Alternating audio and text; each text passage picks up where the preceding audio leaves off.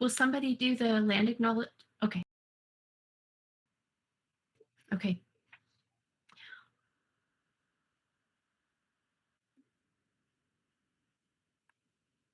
Okay, welcome everybody to the Committee of the Whole session for January 12th, 2022. And this is our first meeting of the new year. So I know it's going to be one full of lots of good discussion and lots of great information sharing. So welcome to everybody who is here virtually in one way or another, whether you're watching the live stream, watching it afterwards, or here in our Google Meet.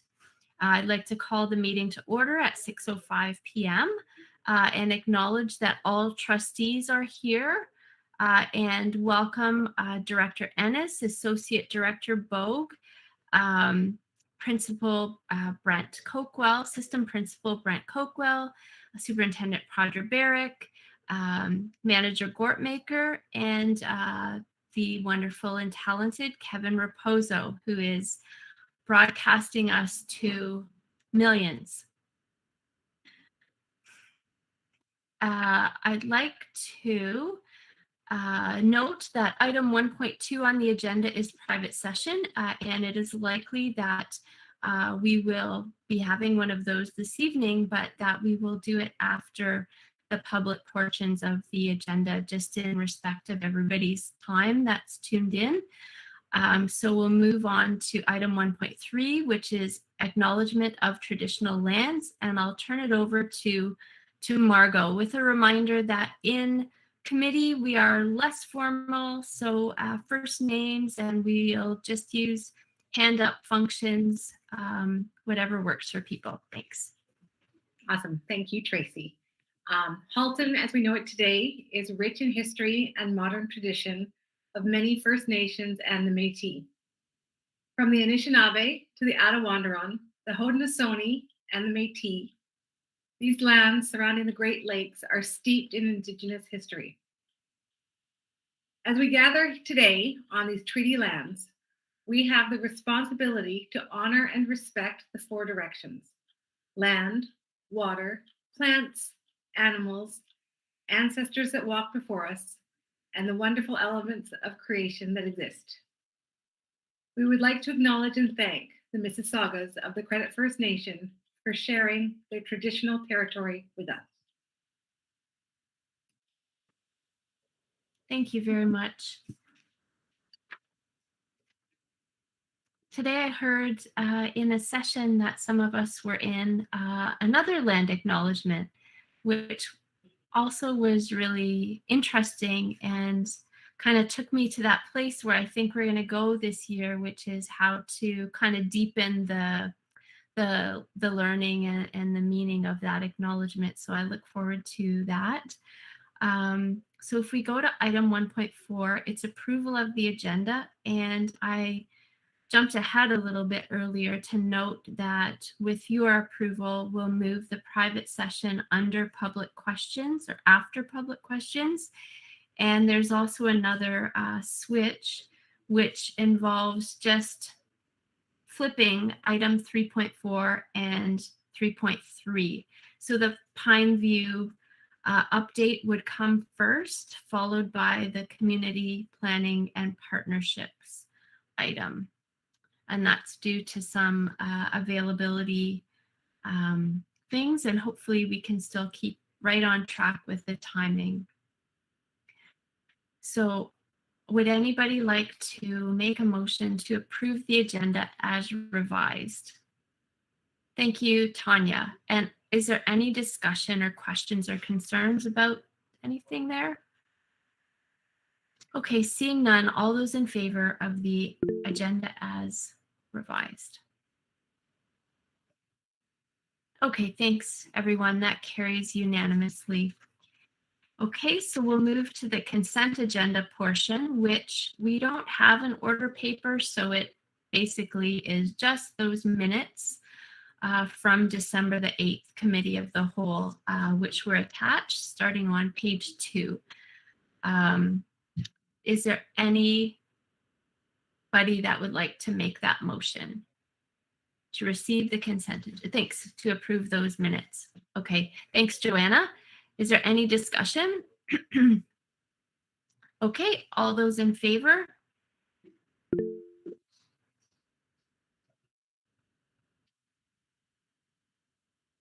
Okay, thanks very much. That carries unanimously. Now we're going to move on to items under 3.0, the presentation items. And the first one we have is item 3.1, student discipline annual training, and that's annual. And so we look forward to that refresher every year. So over to you, Scott and Brent, and welcome. Thank you. It's our pleasure to be here. It's that time again when we annually go through our discipline committee processes for trustees. I would like to introduce Brent Coakwell, who is already introduced, but I will reintroduce him. There he is. His camera's on now. As you all know, Brent is where the rubber hits the road in terms of our safe school supports out in the system every day with principals and supporting our staff. So it continues to be a pleasure to work with him. I hope everyone can see our slide deck there. We'll go through this, and as always, we hope to leave some time for questions at the end. We do this annually because as trustees are aware, any trustee could be called to sit in on a suspension appeal hearing or an expulsion hearing. Scott, I believe Tracy had her hand up. Oh, go ahead. Yep, I was just going to request, if it's possible, that one of you could send the presentation to trustees or to me, and I can circulate it. Some people like to have it, make notes on their own copy as we go, kind of thing. Yes. I thought trustees did have access if you, but I could be wrong there. If you search the title in your Are trustees looking for a like a Google slide? Because we did the PDF is available in our folders, but perhaps trustees are looking for the speakers where they could put speaker notes and make notes there. Okay. In my share accesses, it looks like you should have the Google slide deck as well, if it has been shared with trustees. So it may not be top of your mailbox. We can try to resend. Does anybody have it? If you just search that title, Discipline Committee. Don't confuse it with 2019, 2020, or 2021's versions. We are in 2022. Anybody have any luck? Okay, great. I have a thumbs up. Okay. Excellent. Is always, we just want to preface that we always walk a balance, and it's not, I have in the first slide, Brent, if you could go forward. Thank you. I have the verses there, and that's probably should be removed because these are a balance point, and they're always at play. And what we try to do is we use them both, and we try to offer condition of, as I always say, high supports and high expectations for children. That's when kids thrive in those environments, and we offer high supports and high expectations for learning and their behavior. So those are listed there. Just a few of the ones is we try progressive discipline approaches. We use all sorts of skill building programs around CPS, collaborative problem solving, restorative practices, behavior and safety planning along the way. All of these are preventative tools and work to work against suspensions, expulsions. But we also have legislation and procedures that asks our administrators in serious instances to look at suspension and potentially expulsion when necessary, and we'll go through that a little deeper. As you know, we have, and they're highlighted in the slide. I'm still one back there, Brent. Thanks. We have our admin procedures around bullying. That's also rooted in PPM 144. That's listed first because it's actually subject to update for next September. And we are working away at that right now. And when I say bullying and we are working away at that, that's really an intersection with Superintendent Etoff, Superintendent Barnes, and myself. The bullying updates AP is really, it's cleverly infusing equity a lot more, as well as mental health. So this will be a real strong collaborative in terms of updating this, and we look forward to bringing that admin procedure updates to trustees into the early fall. We have our suspension expulsion admin procedures, positive learning climate procedures, and our violent threat risk assessment. That's what VTRA stands for, procedure as well. I have left off of, we have one other, which I've left off intentionally from this list because it's not punitive, but it is an exclusion admin procedure. And exclusion is not disciplinary. It does not appear in our suspension expulsion legislation.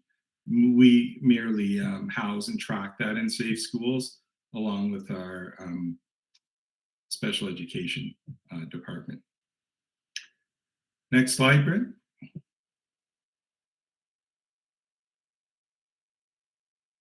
There we go. Here we have our board-wide practices. I know some of you may be aware of many of these or all of these, but we want to highlight them again. Our practices are rooted in consultation. That is at the root of what Brent and I do in the portfolio is consult, meet, case conference with schools, give advice from our lenses and our depth of experience to our schools.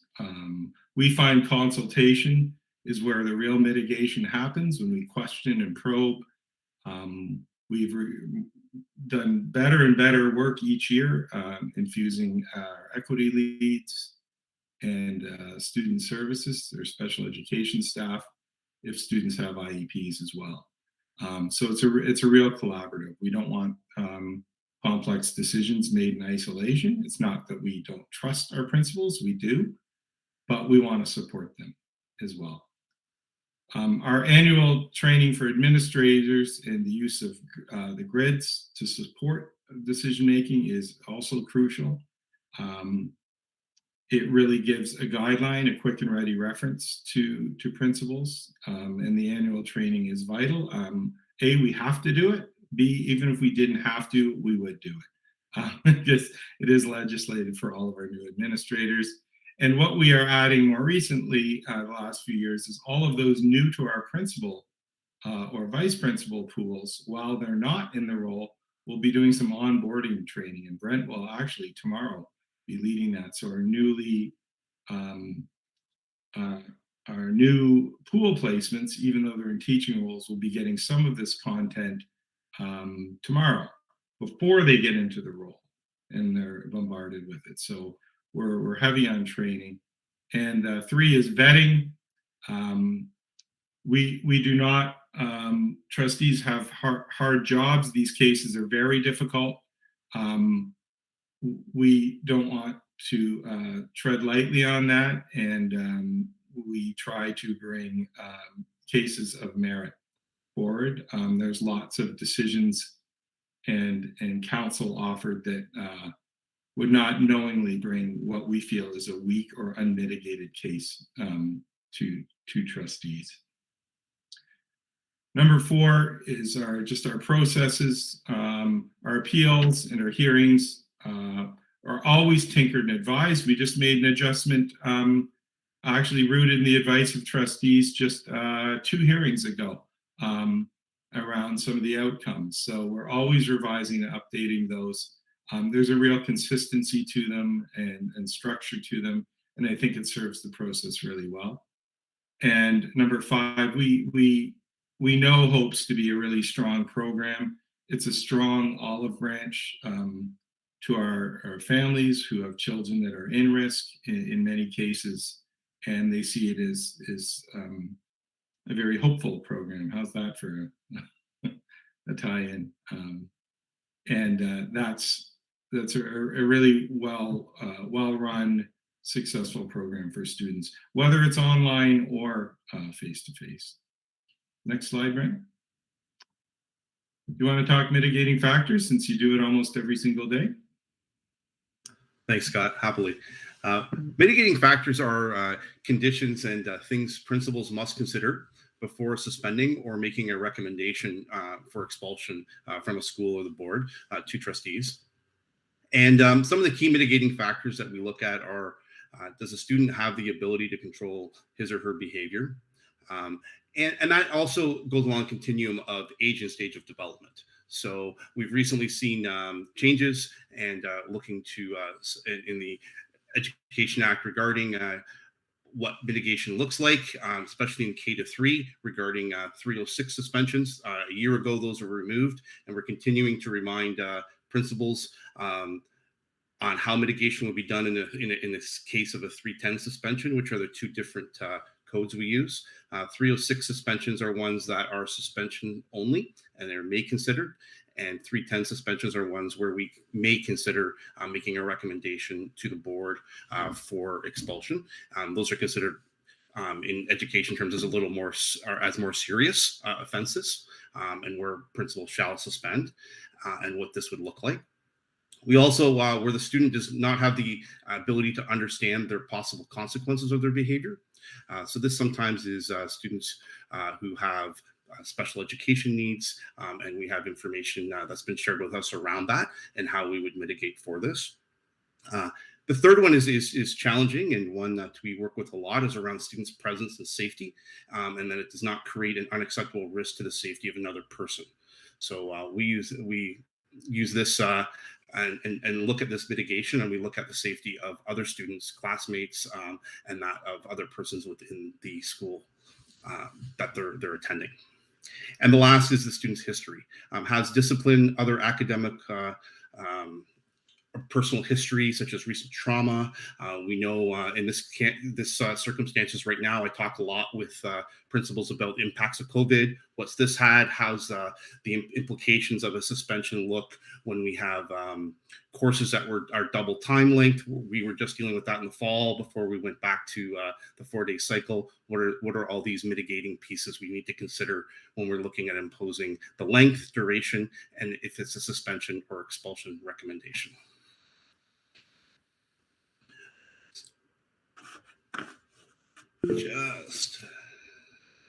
Margot, go ahead, Margot.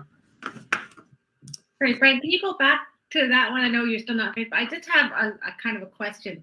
So when I look at those, when I look at 1 and 2, I assume those are reasons not to suspend or expel? No, sometimes, but many times it may have to do with the duration or the recommendation, and that it's been taken into consideration. Sometimes there still could be grounds for a suspension. However, we may mitigate the duration, or we may make a mitigation on, for example, a recommendation regarding expulsion. It might be a different mitigation strategy there. So it's that they're considered. It's not that there's not a consequence. Right, so I know, sorry, I recognize that, but so for 3, the students present in the school does not create an unacceptable risk of safety for another person. How does that factor in? Like, it just to me seems a little bit different, whereas the other 2s, there's that thing about, so what can we do to support this student? Whereas this is, if they are a risk, is that expedited? I'm just trying to figure out how that one works. Yeah, I can give you an example of that when we dealt with many years ago. I'll try to be a little bit not too specific, but a few years back we had a serious theft. Students left the school property, committed a couple of crimes, including a robbery. Showed back up at lunch. Nobody knew the difference. there was no real threat. It looked, it's an unsavory, not nice act, but it had no impact on the school. No students even knew it had happened. So their presence did not create an unacceptable risk. We actually did not suspend. It was a police matter and treated seriously there, but it was not a school suspension. That's a real extreme example of they didn't create. Now, if a student was robbed on site or off property, that would be very different because it did have an impact. So those are just, that might be one. I hope that's a helpful example. That's kind of rooted in reality. No? Yes? I don't know why. I'm just, so a student's presence in the school does not create an unacceptable risk for safety of a person. So you consider that, and that might be okay, so that we won't. But if they do create a risk of safety, that is I think I'm missing it. So don't worry about me. Just let me process. I'll figure it out. That would really come into play, especially a lot more with expulsion, or placing a student, for example, in even if you did expel a student, would you then expel from all schools of the board? As trustees are aware, there's two options, or you can expel just from that school. This might be one of those mitigating factors you consider. For example, there's another context for it. Okay. So as Brent noted, we always mitigate twice: suspend or not suspend, and how, if suspend, how many days is mitigate. So really, principles mitigate twice. And I'll jump in. And the questions that we're having, this is exactly the conversation we would have with a principal working through a situation on how to apply the mitigation and what does it look like, because it is very nuanced in the circumstances of the event we're looking at with that student in that school and what the implications are, because no two are the same. The same act at two different sites might have different implications depending on how it happened. So other mitigating factors we look at are whether progressive discipline has already been used. So in some cases where we see this happen, we've gone through and we'll talk about different options of progressive discipline, and especially we give reminders, we walk through our code of conduct, maybe have given a reminder, and that repeated behavior has escalated or it's been repeated. And so you might see a progression in successive uses of progressive discipline. Number 6 is whether the behavior is related to harassment because of the student's race, ethnic origin, religion, disability, gender or sexual orientation, or other type of harassment. And so this mitigation we look at very clearly is, are they being, is it a relation to a protected ground? And then we would mitigate for this as well. So this could be in relation to a student's race, it could be in relation to their sexual orientation or other forms of harassment. And so we do look at this as well. And I would say this has been bolded because the last 2 years, this has been a real focus for us. And in some cases, a challenge for us in school. So how do we tease this out? We overtly ask principals now. And in many cases, they're already on that and considering it. And this notion of shifting from intent to impact is crucial as part of this mitigation. And so, we can bring in Superintendent Etoff when needed, or Principal Shalita Walker from Equity to help and support in some of that mitigation as well. Because this is it's a real focus in our work in terms of getting this right. This is where we actually have data points and we start looking. Are there disproportions? What are they? Where are they? And so we're just getting our hands on that and starting to tease some of that out right now. So this really is kind of, I bolded this because it's kind of the leading edge of our work right now around that, and focus in the Way Forward plan as well. That's where Safe Schools pops up in our Way Forward equity action and accountability plan. Thanks, Scott. We also look at how the suspension will affect students' ongoing education.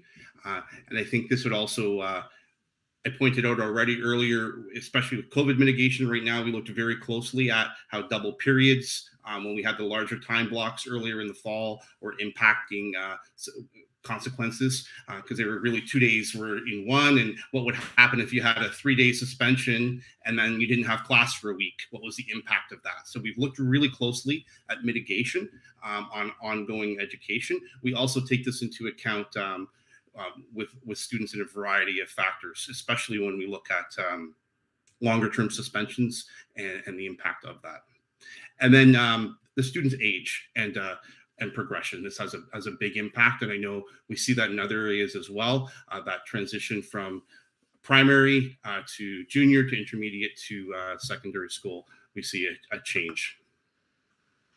I would just highlight here before we move on at the start, there's a little asterisk around expulsion, and we always put an asterisk on that because a principal recommends an expulsion. Only trustees have the authority to expel a student. That's why they all come to hearing, and if parents choose not to come, or the student themselves, if they're over 18, chooses not to come, the hearing still moves forward. And lots of times they're in agreement with the recommendation, sometimes they're not, but the hearings always go forward in that case because it is trustees that have to authorize the expulsion. Okay, next slide. Oh, Trustee Garretts, go ahead. Out of curiosity, the list of mitigating factors, is that a provincial list or is that an HDSB list? Exactly, it's a provincial. It's taken right from the program policy memos around this, so it's a cut and paste. We may have abbreviated some of the language here for the purposes of the slide presentation, but it's they're across the board and across the province. Public. Okay, well, that's good. That's continuity, so that's great. Yeah. Awesome. Thank you. We'll also, we're back to referencing our grid that we use with all of our administration. We have mitigating factors on the bottom of that grid. And I know myself, we draw administrators back to that to look and address when we're doing the consultation and literally use it as a checklist to ensure that they are mitigating twice, as Scott has alluded, about what we're doing and then what is the length and duration of the consequence with the mitigation. And so I would just highlight too, the last mitigating factor was age. It sounds easier than it was sometimes to mitigate with really young children. And so that was actually the province amended just 2 years ago now. We're into our starting where students in kindergarten through grade 3 are not suspended anymore. There are a few provisions where they can be, for very serious infractions, but that's a new change. And I'm happy to report it hasn't been a significant adjustment for us in our schools. We didn't do a significant amount of primary age suspensions anyway. We're heavy on progressive discipline in primary, which leads us to this slide here. And I'll quickly speak to it. Progressive discipline begins with very soft, age-appropriate consequences, developmentally appropriate consequences, and can end in suspension expulsion. So suspension and expulsion is the severe end of progressive discipline, the most severe. Sometimes you'll have a combination of things. This chart could be endless. We could all brainstorm all of the consequences we had in school and our own children and come up with many, many more. But these are just examples of what you would be. And the idea is you start more from a teaching learning lens in getting up to more consequential lens. And so there is an expectation this happens. There are certain infractions where you would not use progressive discipline.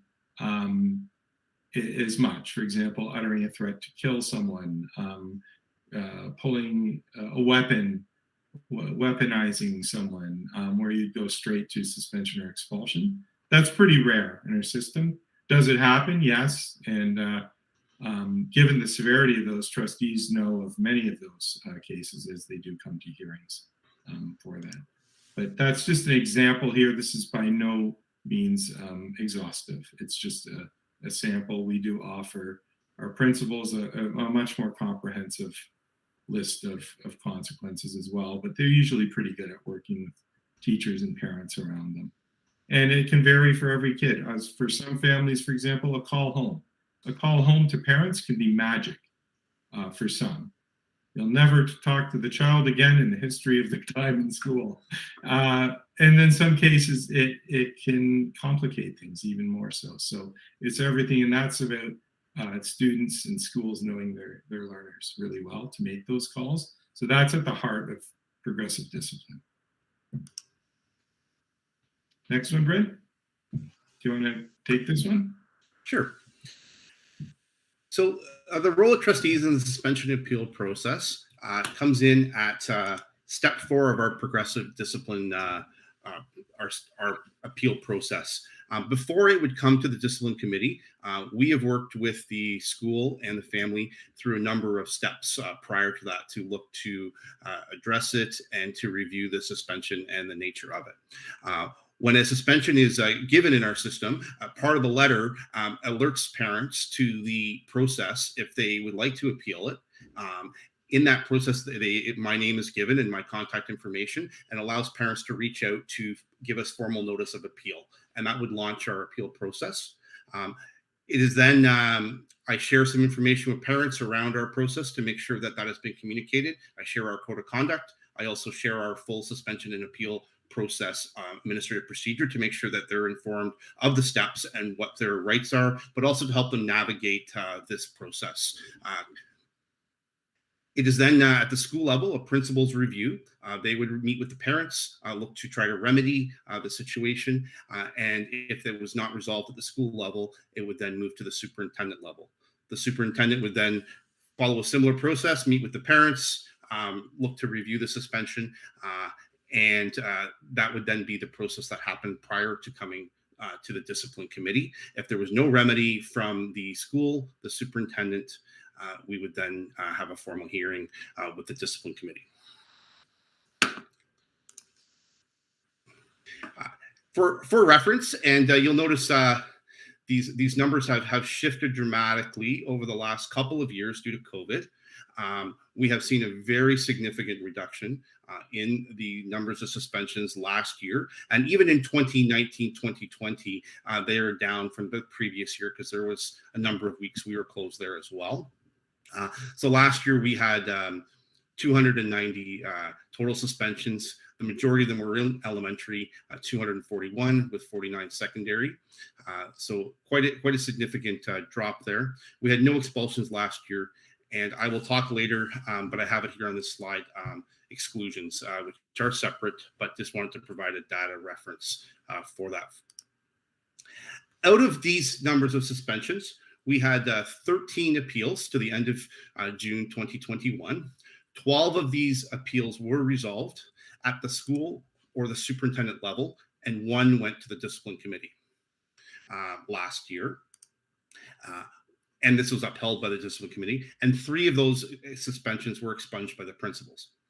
The majority of our appeals, well in excess of the majority, are for 1 and 2 day suspensions.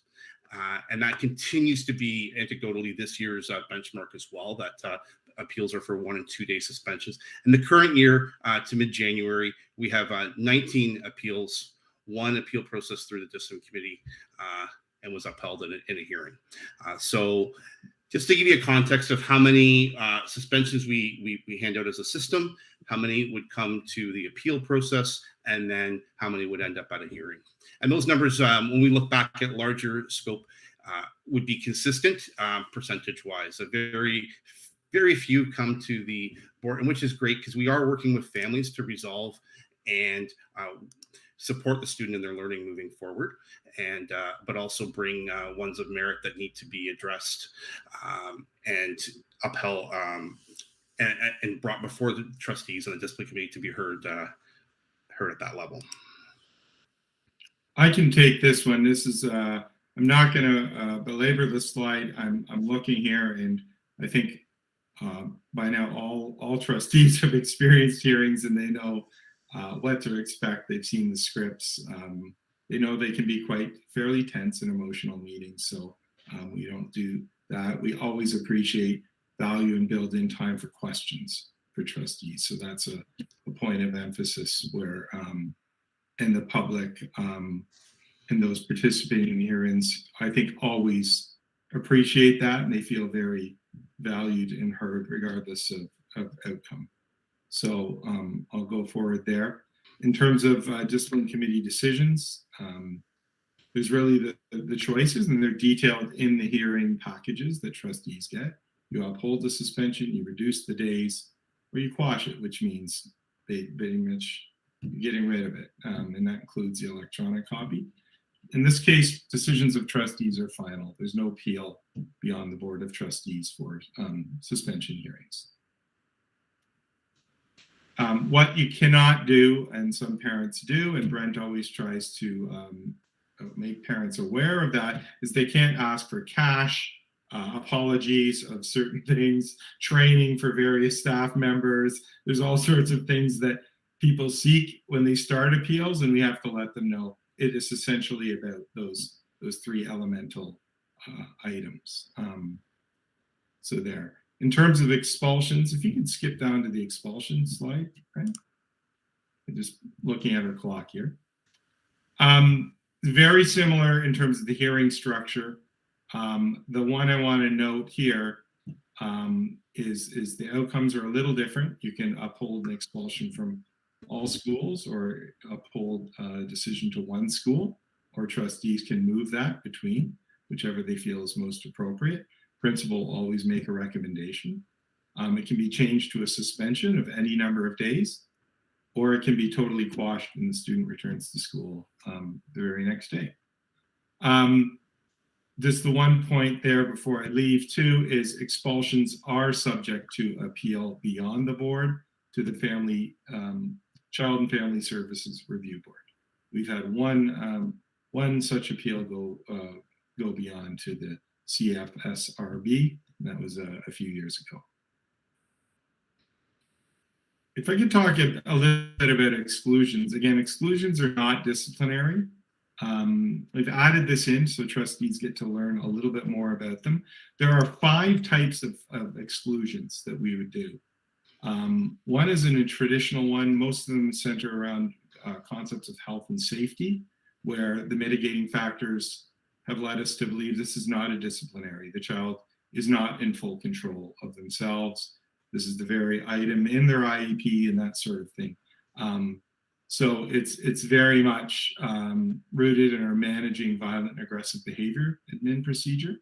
There are lesser used but still important exclusions where there may be an ongoing police investigation and we cannot have the student at school. For example, an alleged sexual assault between students, it would be very awkward to have a student in attendance, yet no decision has been made yet or an investigation not completed.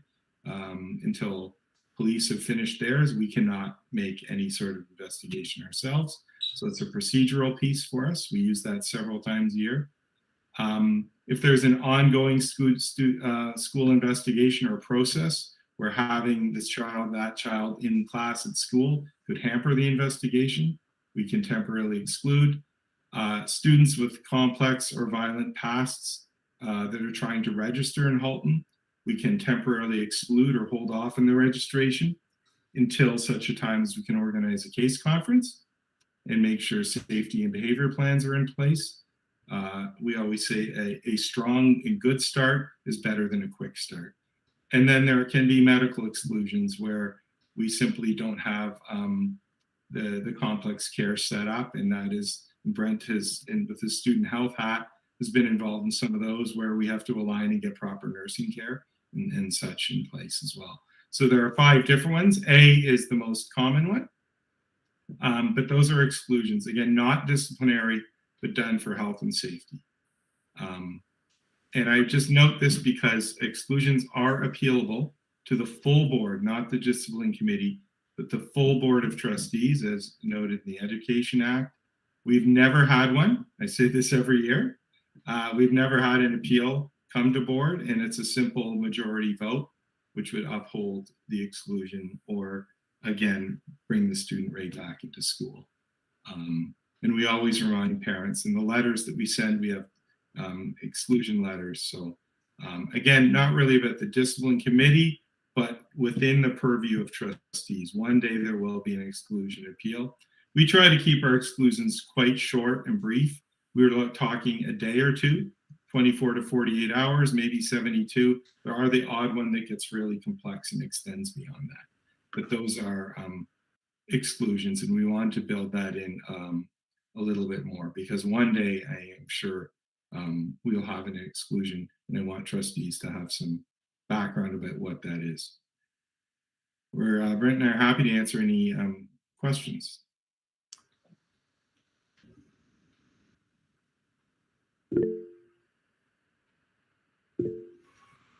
Oh, let's look at the queue here. We have Margot and then Tanya. Hi, thanks, Tracy. My question really is more of a general one. I'm just wondering, so I know our HOPES program that you speak so highly of, do all school boards, including our coterminous board, have those types of programming to support students who are suspended or expelled? Yeah, yes, the simple answer to that is they do. I'm going to brag a little bit. I think ours is more comprehensive, more thorough. For example, we're on the few boards that transports kids, knowing their high risk and that can be a barrier to participation. We actually put our money where our mouth is and transport kids to and from HOPES every day, which is a difference maker. Most boards don't, or some boards, it's merely a drop-in program or a touch-based program. It isn't a face-to-face daily support for students. So I think we certainly offer, I'll say the Lexus, the Cadillac seems old-fashioned, the Lexus of programs in Halton. We're quite proud of it. Thank you. Tanya, go ahead. Yeah, thanks, Tracy. So general question. Do we classify suspensions into groups? So for example, do we classify X amount was of a violent nature, X amount was of a social media nature, X amount was whatever? And if so, have we seen any trends where some types of suspensions have seen a drop, whereas others have seen an increase? That's a great question, Tanya. We have individual codes for all of our suspensions. If you click on that little grid link many slides ago, you'll see each suspension has its own codes. So we're able to monitor, the ebbs and flows of those. The province requires us. The province defines violent incidents from, and we report on those from those that aren't violent as well. And so we report that annually. That's determined by the province. So we also track and report those because they're responded to a little bit different. They create what we call a violent incident report that also goes into a student's Ontario student record. So those are, again, those are defined provincially. But we do have the ability to look at patterns, ebbs and flows within any of our suspension codes.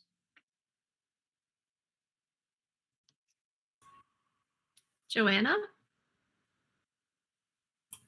Thank you. I have a question around vaping. So we do acknowledge that vaping is a serious issue amongst our youth, and it's a health issue.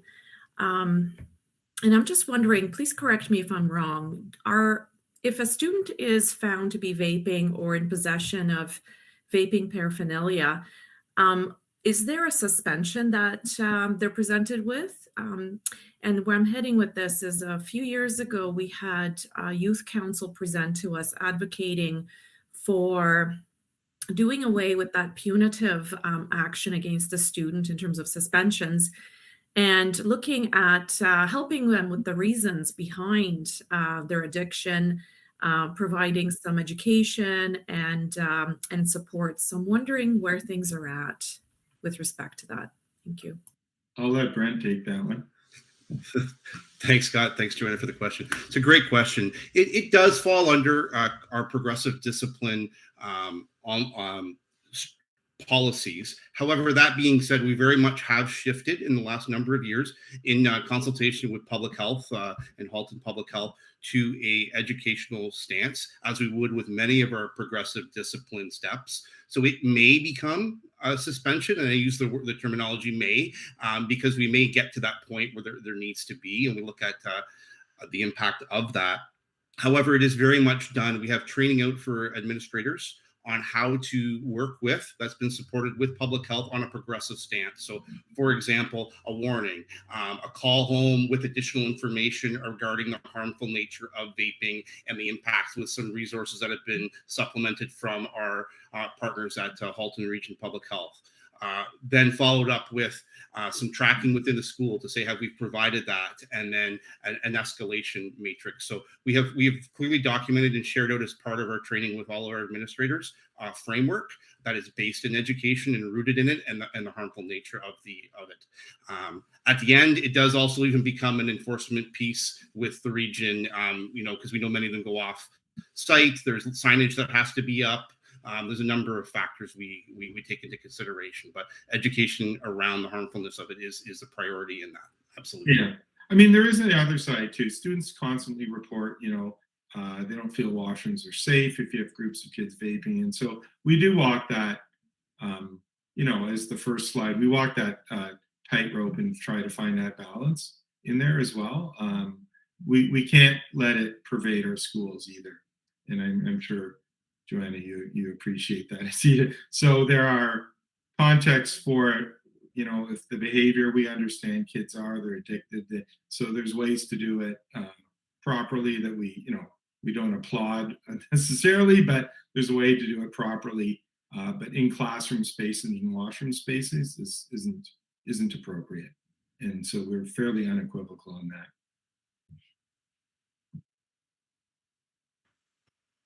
Okay, thank you. So there are no other questions at this time. And the presentation is in the folder, and I think people have access to it. So just want to say thank you very much. It's great to see how this is all evolving year over year in a supportive stance of students, and supporting their success at the end of the day. So with any good fortune, we won't be meeting up as a discipline committee this year. But if we do, we certainly have that refreshed information to lean upon. Thank you. Yeah. Thanks so much for your time. You're very welcome to stay, but if you make the hard decision to go, have a wonderful evening. Thank you. I don't know what we're going to do. It's a coin toss. I hear ya. Okay, so the next topic to inform your decision are the administrative procedure reviews, which are under item 3.2. And we have two sets. Firstly, there's APs to be rescinded, and then there is a new AP. So both ends of the spectrum. And we'll start with Superintendent Executive Officer Gaudette and the admin procedures to be rescinded. So welcome. Thanks for being here. Go ahead. Thank you and good evening. As this report indicates, we'd like to rescind these two admin procedures. We believe that the content that is contained within our long-term accommodation plan, as well as I'll say our efforts in the near future to further revamp and make that document more accessible and user-friendly, should help inform the information sharing around our capital projects and needs within our system. And that further, the same thing with development and implementation of capital projects, that some of this content is already articulated by the Ministry of Education, so we don't feel that there's a need to regurgitate, and also that does change from time to time. We are finding, for example, communication protocols with the Ministry of Education and embargoing, for example, makes it more difficult for us to share in a timely fashion. So we do believe that we're well positioned with our long-term accommodation plan. And as well, I hope that you find my quarterly capital update that I present on behalf of our team useful. I'm certainly trying to respond to the needs and the questions that you have, and make that a resource that's valuable, timely, and informative, not only on our capital projects over $3 million, but also other I'll say projects of interest for trustees. And lastly, we do have a website that reports on our construction progress at our schools. So I do think we're well positioned with our existing infrastructure, and as such can rescind these two admin procedures. Happy to take any questions. Thank you. Are there any questions on rescinding these two?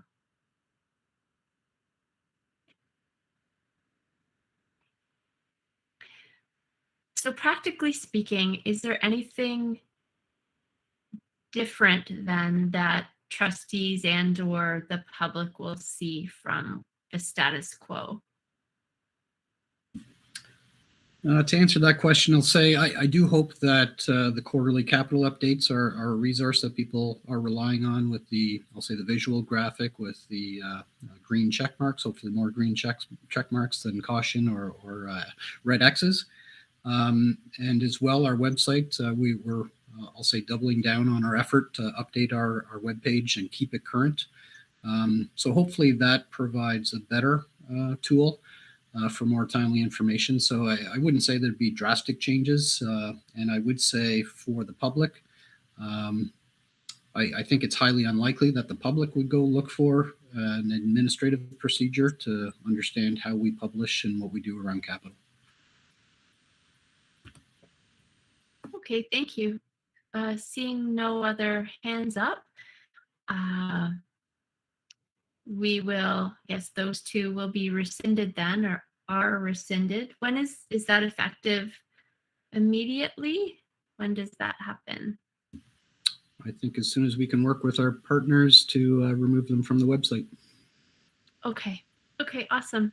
So thanks very much for that heads up. And Gail, go ahead. Sorry to interrupt. I just wanted to mention that it will come back as part of next week's consent agenda as part of the board meeting, and that'll formalize it in a public venue, and then they can be removed. Okay, excellent.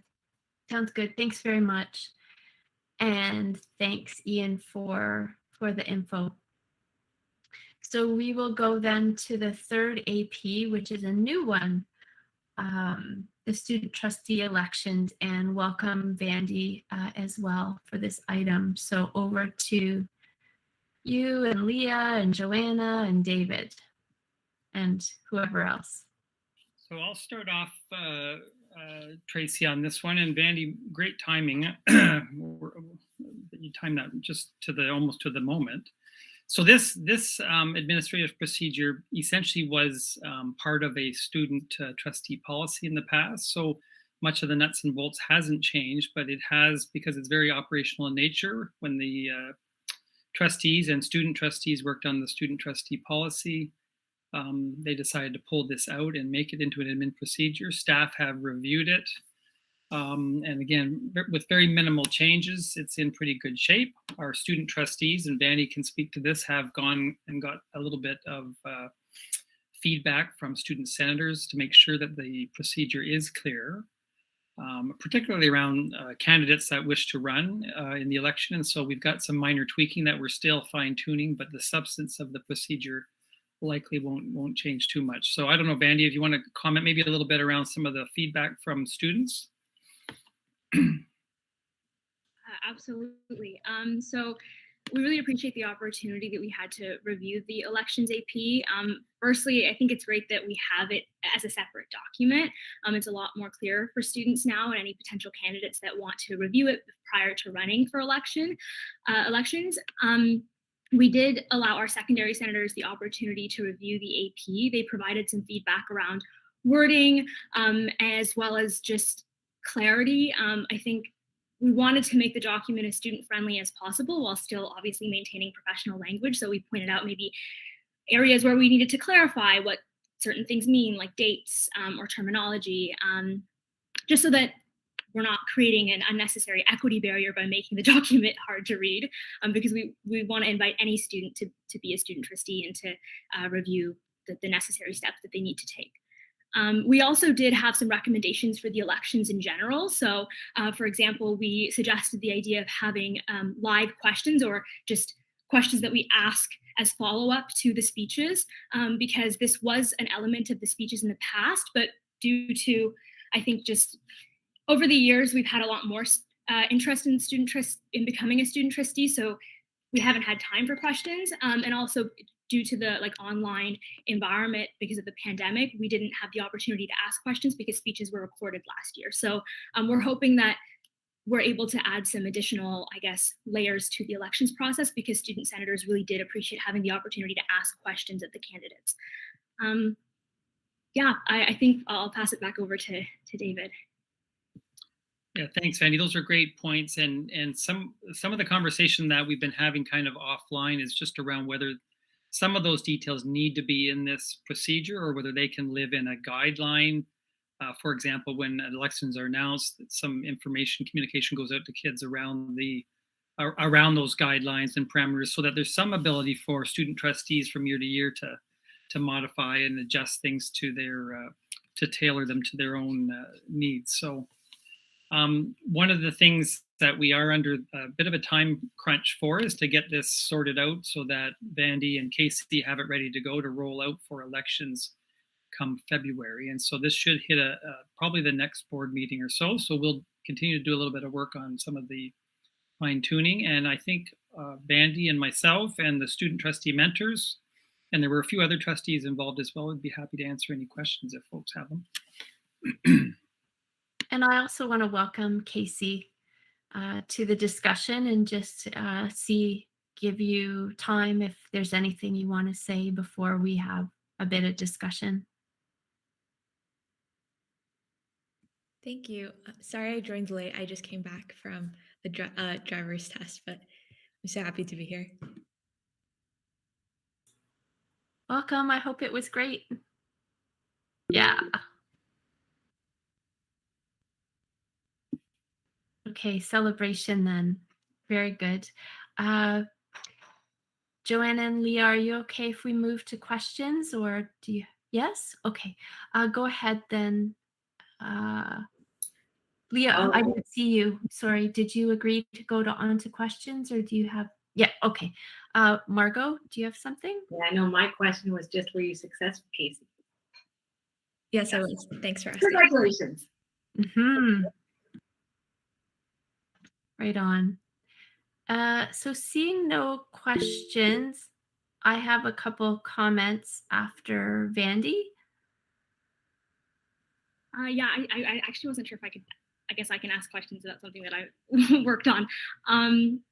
We did have, so one of the bigger concerns that was raised during when we reviewed this with our senators was the tiebreaker process. So a lot of our senators didn't really like that in the event of a tie, there would be a draw used to pick who the student trustees were. So I was hoping that Associate Director Bode can maybe speak to that. The alternative suggestion that was raised by our senators was to have the popular vote be taken into consideration, because as the trustees know, the student trustees are elected by the school, so each individual school, both elementary and secondary, have their own vote. And so we take into account the school vote rather than the individual popular vote to elect our trustees. So in the case that there's a tie for the school vote, the trustees would be determined not by the popular vote, but by a draw. So we were suggesting that in the event of a tie, we take into consideration the popular vote, even though that's not the typical process, but I mean, neither is a draw. So perhaps that's a better alternative than leaving it to chance. Just a thought. Yeah, so we started to have a little bit of conversation about that. For sure, a tie is kind of a weird way to pick the successful person. I don't know if we've ever actually had a tie, but in the event of a tie, the popular vote is also problematic because those big schools, like the White Oakses and Craig Kielburgers, have double or more sometimes the student population. So that probably isn't the most equitable way to determine a tiebreaker either. So I think one of the suggestions was maybe a second vote. That complicates things a little bit, but we can certainly take that back and try to see if there is a way to come up with that tiebreaker without it being a totally random kind of thing. So maybe folks here on the call have some suggestions as well. Okay, we have a list here, and I just want to check and make sure, just so we kind of thread the conversation on this particular topic. Tanya, is your hand up on this topic? For people who are not on this topic of the tiebreaker, could you put your hands down for a moment, please, and then we'll move back to you? Okay, so it's confirmed that these speakers are on this topic. So Tanya, Amy, and it looks like Joanna. Go ahead. Sorry, I'm not sure if I was first in queue or not, but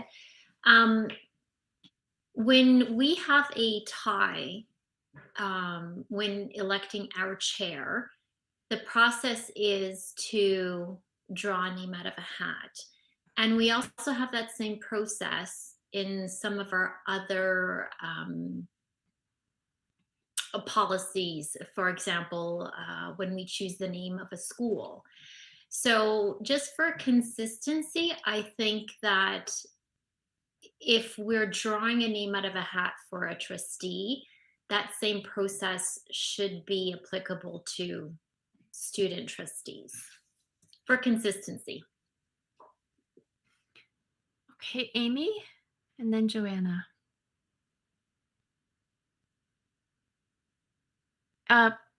We just can't hear you though.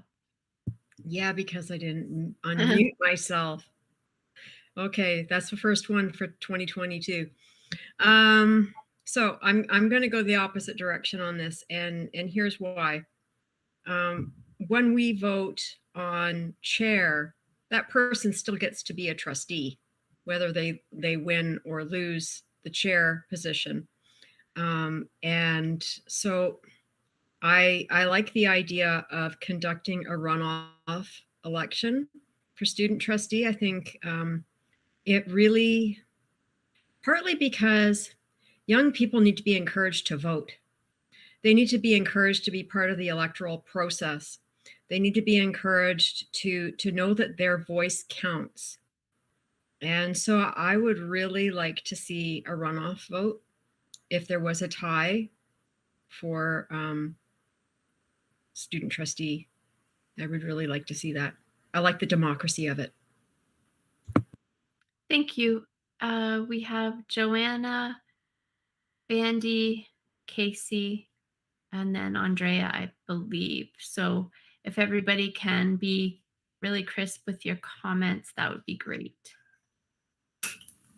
Yeah, thanks. I do agree with Amy. While I understand Tanya's point, in that respect, we're looking only at 11 individuals. So I'm hard pressed to think of another method. But here we're looking at potentially thousands of individuals voting. And so I'm suggesting that maybe there's a way to determine a weighted factor for school based on population size or something like that. We have mathematicians in our system. I'm sure somebody can come up with a brilliant formula. Thank you. Thanks. And now Vandy, followed by Casey. Yeah, I just wanted to address a couple of the comments that were made. So I would echo Amy's comments that the chair elections aren't quite the same as the student trustee elections. We're talking about a greater population here. And I would compare it to maybe the actual like trustee elections, and I'm not sure exactly how you break a tie in the regular trustee elections. I know that's determined like by the province. So in this case, like I don't think consistency is necessarily a factor because they're not really the same, the chair elections and the student trustee elections. I also wanted to just add, we all understand the equity issue that lies with having bigger schools, perhaps having more power because they have the people. But I do just want to give the example of like White Oaks. They're a large school, but they also produce a lot of candidates, for example. So last year we had nearly half of our candidates were from White Oaks. So what that means is the vote is split in that school. So also assuming that the bigger schools would have more power is assuming that students vote for the people that are at their school, which is not necessarily the case. We have social media, we do online elections, students are exposed to all the candidates. I feel like we have tried to level the playing field as best as we can.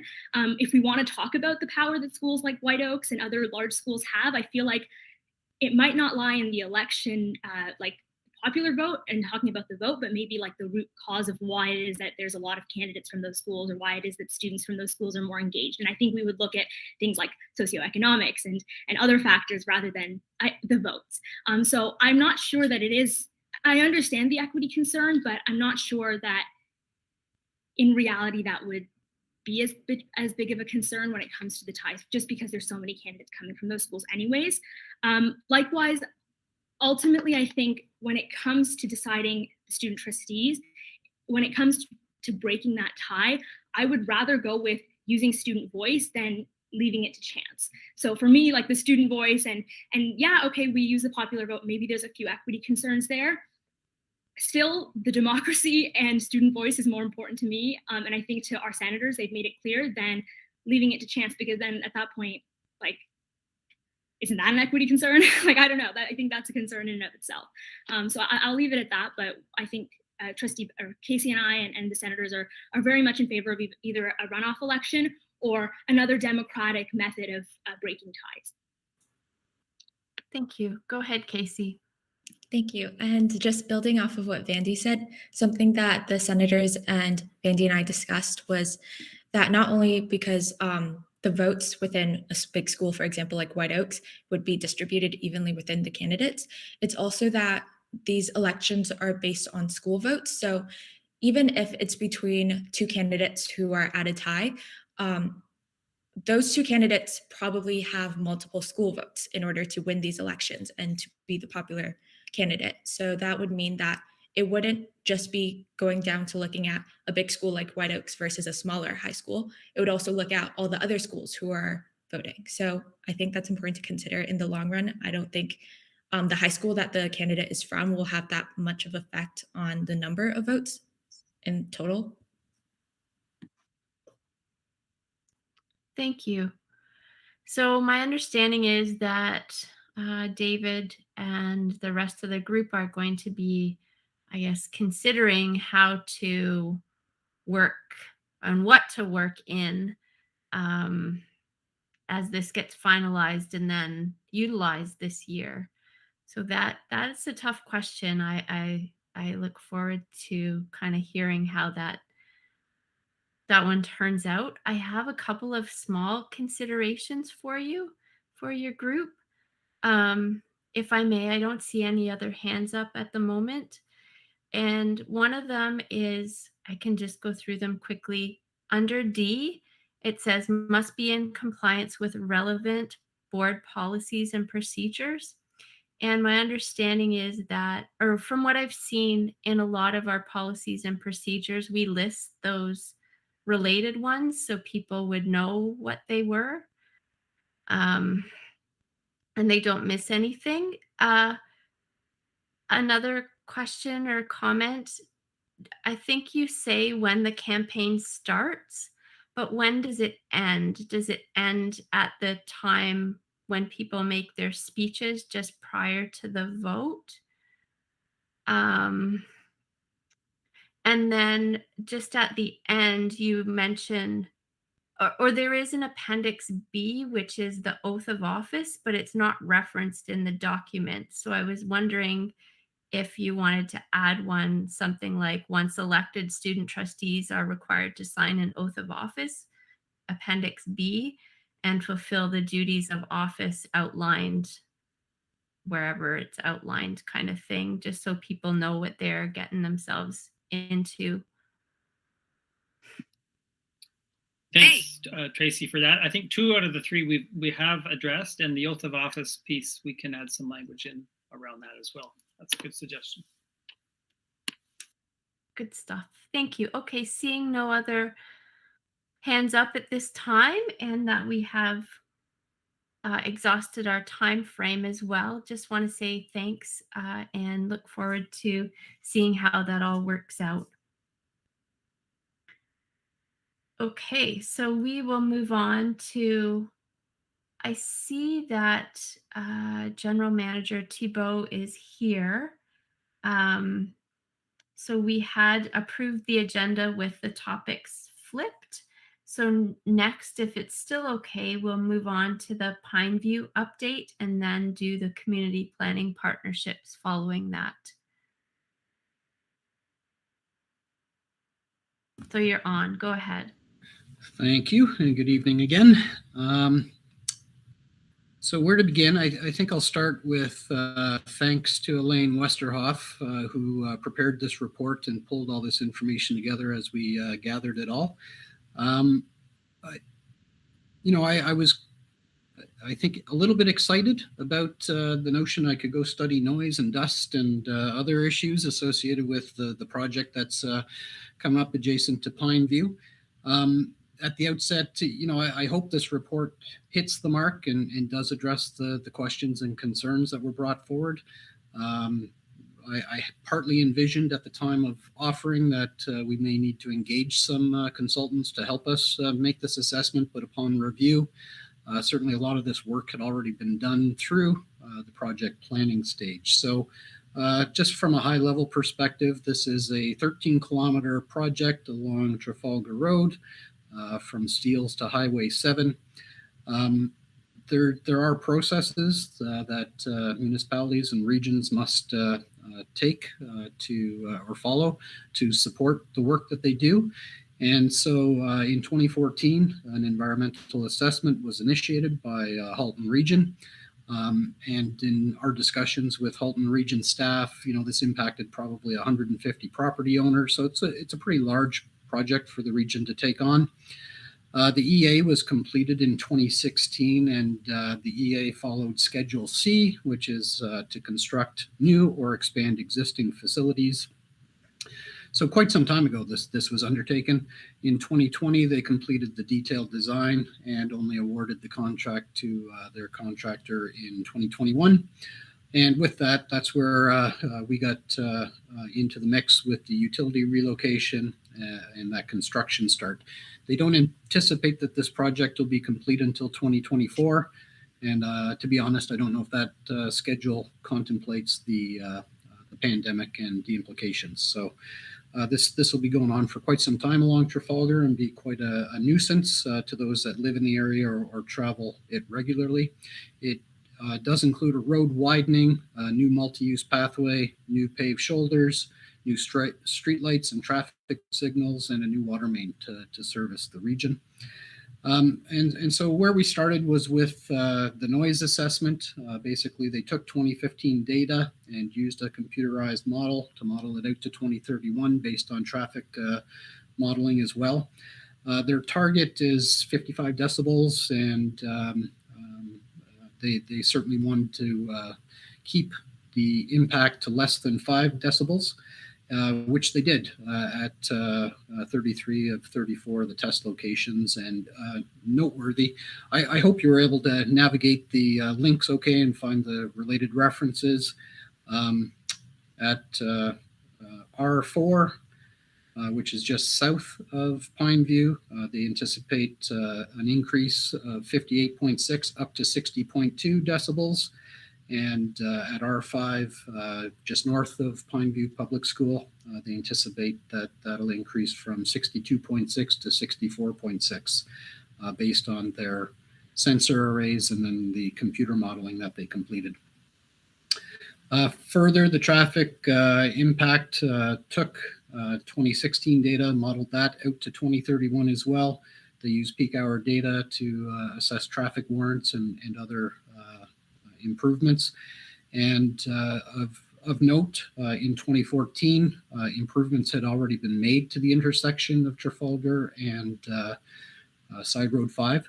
So in terms of the road alignment, that had already been accomplished through that body of work. The impacts to the school site that will still happen are going to be a fence removal, the hydro pole realignment, as well as the multi-use pathway, which will impact the elevation, the curb cut, the drainage swale. And then the last item that we looked at was the dust, and we shared the Ontario provincial specification for construction, which contemplates using water or a calcium chloride solution or a magnesium chloride solution, as many contractors do, to help mitigate dust issues. But certainly there's a lot of information on their website that, like I say, I hope you could find with the links that we provided. I think a few of the great outcomes, as noted in the report, is that we are excited to work with the Pineview Schoolyard Greening Project, which will engage students and staff and look at creative solutions to engage students away from the roadway. That's what we will be looking at. I know we certainly discussed trying to screen the roadway and provide a tree barrier. I think at the end of the day, you'll see a fabric on the fence to help screen the roadway. I do believe we were successful in leveraging our relationship to keep a barrier around a portion of the length of the property. And certainly I think the great outcome is going to be some new schoolyard amenities for the staff and students at Pineview, as well as the community to use. So I'm happy to try and answer any questions. I recognize that I'm reporting on others' work, that and there's a fair bit of work that has gone on. So I may not have all the answers, but happy to try.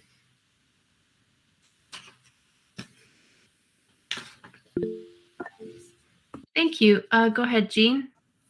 Thank you very much. Ian, thank you very much for this report and for the others who would have contributed to this report. As you've said, that there is a number of authors, and certainly the links that you've provided to all of these different technical papers or what have you have been helpful. I had a question about the dust mitigation, and I know that you've just stated that there could be a black fabric running the length of the fence, I guess, to help. But when it talks about the dust, it talks here, as I read it and understood it, more about the cutting into and sawing of asphalt and concrete. And I wondered about the dust that's going to take place when they are moving big machinery around and dirt and infill and all of the rest of it. Is that also covered in that section? Yeah, thanks for that question, Jean. I do think it is covered in the section. The one I'm looking at is construction specification for dust suppressants, and certainly there will be a mess. Anytime we're hauling dirt and playing in the mud, it's going to track onto the roadway. They will clean it up as best they can, but certainly water does help to in the dry summer season. Water will help to keep it matted and keep the dust down, and then they add some further chemicals or compounds to it to help it stick and retain the moisture.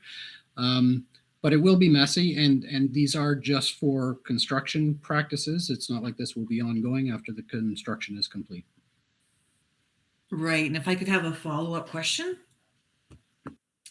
I wanted to go up to the noise. I was really surprised and happy at the same time, I have to say, about the noise. The day that you and I, Ian, and a bunch of others met on the corner of that property, we actually had to tuck ourselves around the corner to be able to hear each other speak. Now, part of that is the muffling.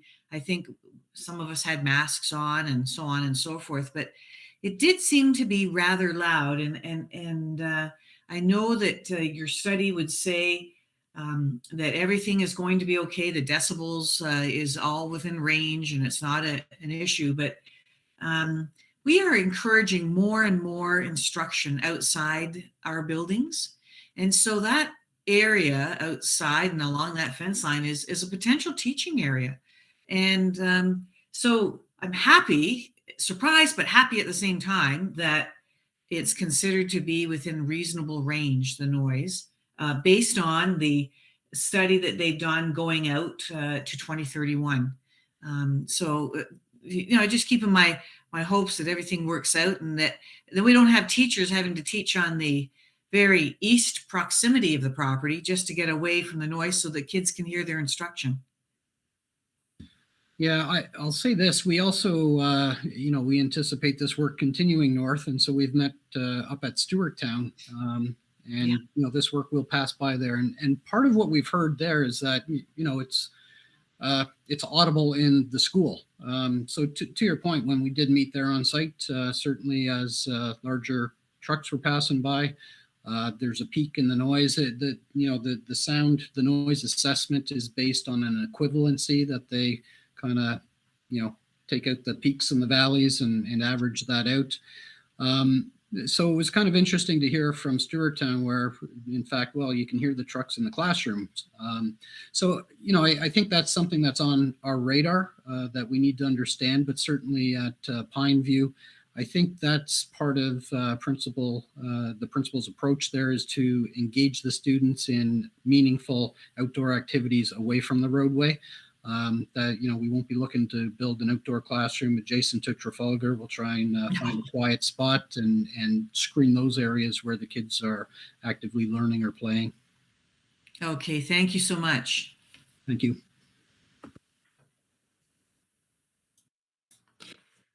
Okay, it doesn't look like there are any other questions, so that's great. And when that item comes up, I think we're going to be reviewing the order paper at the upcoming meeting, so that motion associated will then have been accomplished with this report, it sounds like. So that's great. Thank you for bringing it to committee so we could have some additional discussion on it. Much appreciated. And so now then moving forward on our agenda, we have item 3.3, which is the community planning and partnerships, and that's our annual meeting. I see on YouTube we have approximately 10 people with us right now. But the beauty is that people can check it out at any point in time. So there's a presentation in the folder for people to follow along on, or whatever's on screen. So over to you, Fred and Ian.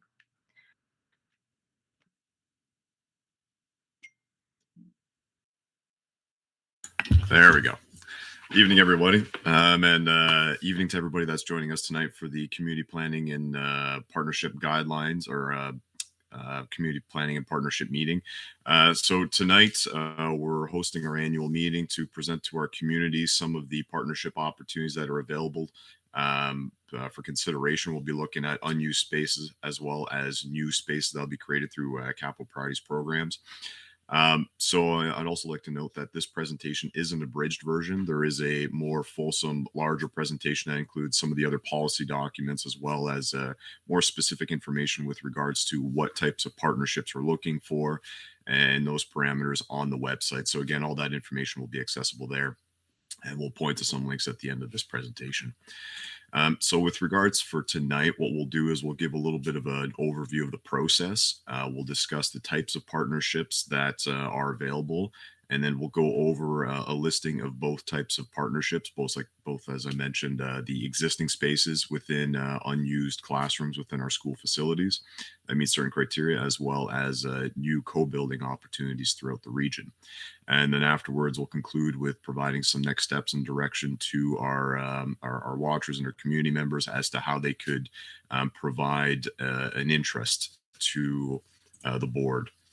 So with regards to the background, back in 2015, when the Ministry of Education released the Community Planning and Partnership Guidelines, they had indicated to boards that at least once per year, we are to go out to our community and advise them of what's contained within our long-term accommodation plan, as well as what are some of the projects and opportunities there are for collaborative use of our spaces. So both using our underutilized schools as well as, presenting opportunities for co-build. So the sooner you know, the better it is, because then we can plan accordingly for a lot of these projects that we have coming down the pipeline.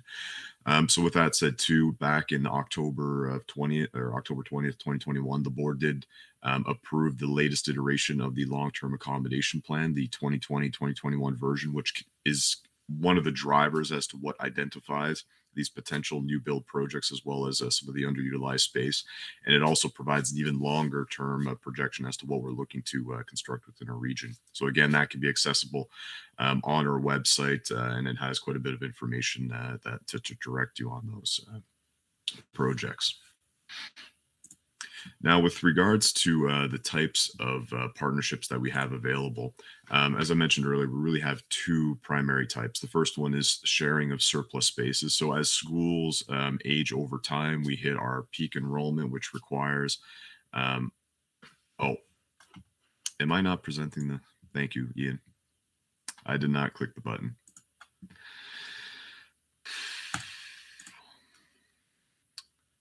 Has it loaded up now? All right, my apologies. So again, so we have two types of partnerships that we usually entertain. Again, the first one is the use of surplus spaces that we have in our school. So as a school is open, we see it increase in enrollment to a peak level where we're requiring portables. And as that school ages over time, then we start seeing that not every space within a school is available. So we provide an opportunity for our community members to make submissions to see whether or not they have a use for some of these spaces within certain areas of our neighborhoods. So we define what those spaces are available based on certain criteria. The number of available spaces, is it accessible from the exterior? Is there a dedicated walkway? Is it an appropriate partnership, et cetera, et cetera? So a lot of those details are found on the website, and you can go through that detailed list if there is an interest. As well, too, is any partnership that we're entertaining, at the very least, it has to be on a cost recovery model.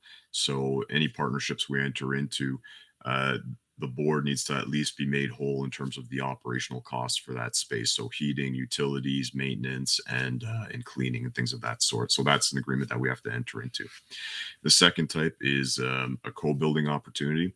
So these are opportunities where, when the board is looking to construct a new facility within the region, in a new subdivision or what have you, there is always an opportunity to do a joint construction project. A good example of this are the child cares that we're building at a lot of our elementary, as well as what we're starting to propose in our secondary schools in the latest iterations of our submission to the ministry. And for these projects, again, the sooner that we have the information or the interest from our potential partners, the better. So that way we can align ourselves to make sure that our capital funding aligns, and that when the project is ready to move forward, we have all our ducks in a row. So again, the sooner we know, the better. And again, it's the same criteria that apply with regards to the types of partnerships and the cost recovery model as well. So with regards to partnership opportunities, I'd first like to start off with our unused spaces. So again, for this year, unfortunately, with the realities of COVID, we're still having a caveat on a lot of the spaces that we're offering up as part of the existing spaces, given the uncertainty around how we're going to be utilizing these spaces, and somewhat of the increased need for more space for virtual learners or what have you. We're not offering up any partnerships in year at this time. We're going to have to wait till next year and see where we're at in terms of our space needs. But that doesn't preclude us from having discussion for a longer term scenario where some of these spaces could be used by some of our community partners. So with regards to what we have available as of now, we have a total of 5 sites in Burlington, 3 of them that are elementary, 2 of which are secondary. We have 4 in Halton Hills, as well as 2 sites in Oakville. In these spaces, we were ranging between, on the low end, 3 classrooms per site, but on average, I'm thinking we're more around the 7 to 8 classrooms that may be available in some of these locations. So they are sizable wings of a school that could potentially be portioned off and used by another partner. So if there are any interest, again, there is a process and we'll get into, but essentially it's to provide planning services with the proposal, and then we can delve a little bit deeper into what that partnership and how we would operate and see if it's a feasible fit for that particular school. And again, a lot of information on those specific sites will be available on the full presentation. In terms of co-build partnership opportunities, we also have a number of them. Right now, we have a total of 10 potential school projects, as well as 1 addition. They're throughout the region, a lot of them in the high growth areas of Oakville and Milton, as well as the Vision Georgetown area that we were just discussing earlier. So again, a lot of these projects, they're going to be part of our future capital priority submission to the ministry for the board to receive funding on these projects. The ones that are outlined in blue are those that we submitted as part of the 2021 Capital Priorities Grant Program. And we'll get into a little bit more details, but as of now, we've only received confirmation of 1 successful project, being Oakville number 3. We're still awaiting confirmation on the status of the other projects that we had submitted at that time. So with that, I'll just briefly go over some of these co-build opportunities we have in each of the municipalities and give a general idea of where they're located. So as stated earlier, in the town of Oakville, it is within the high growth area, being the North Oakville Secondary Plan. We have a total of 4 elementary schools throughout the future urbanized area, as well as a secondary school that we're currently working on. In terms of the project that I mentioned earlier that we did receive confirmation from the ministry for funding is the Oakville number 3 public school. This is a school that is 788 pupil places in size, and we were also approved for a 5-room childcare. This one we're targeting opening for the 2023-2024 opening date, but again, that's contingent on subsequent approvals from the ministry as well as the municipal approval process. So for that project, it's mostly the childcare opportunity that's presented.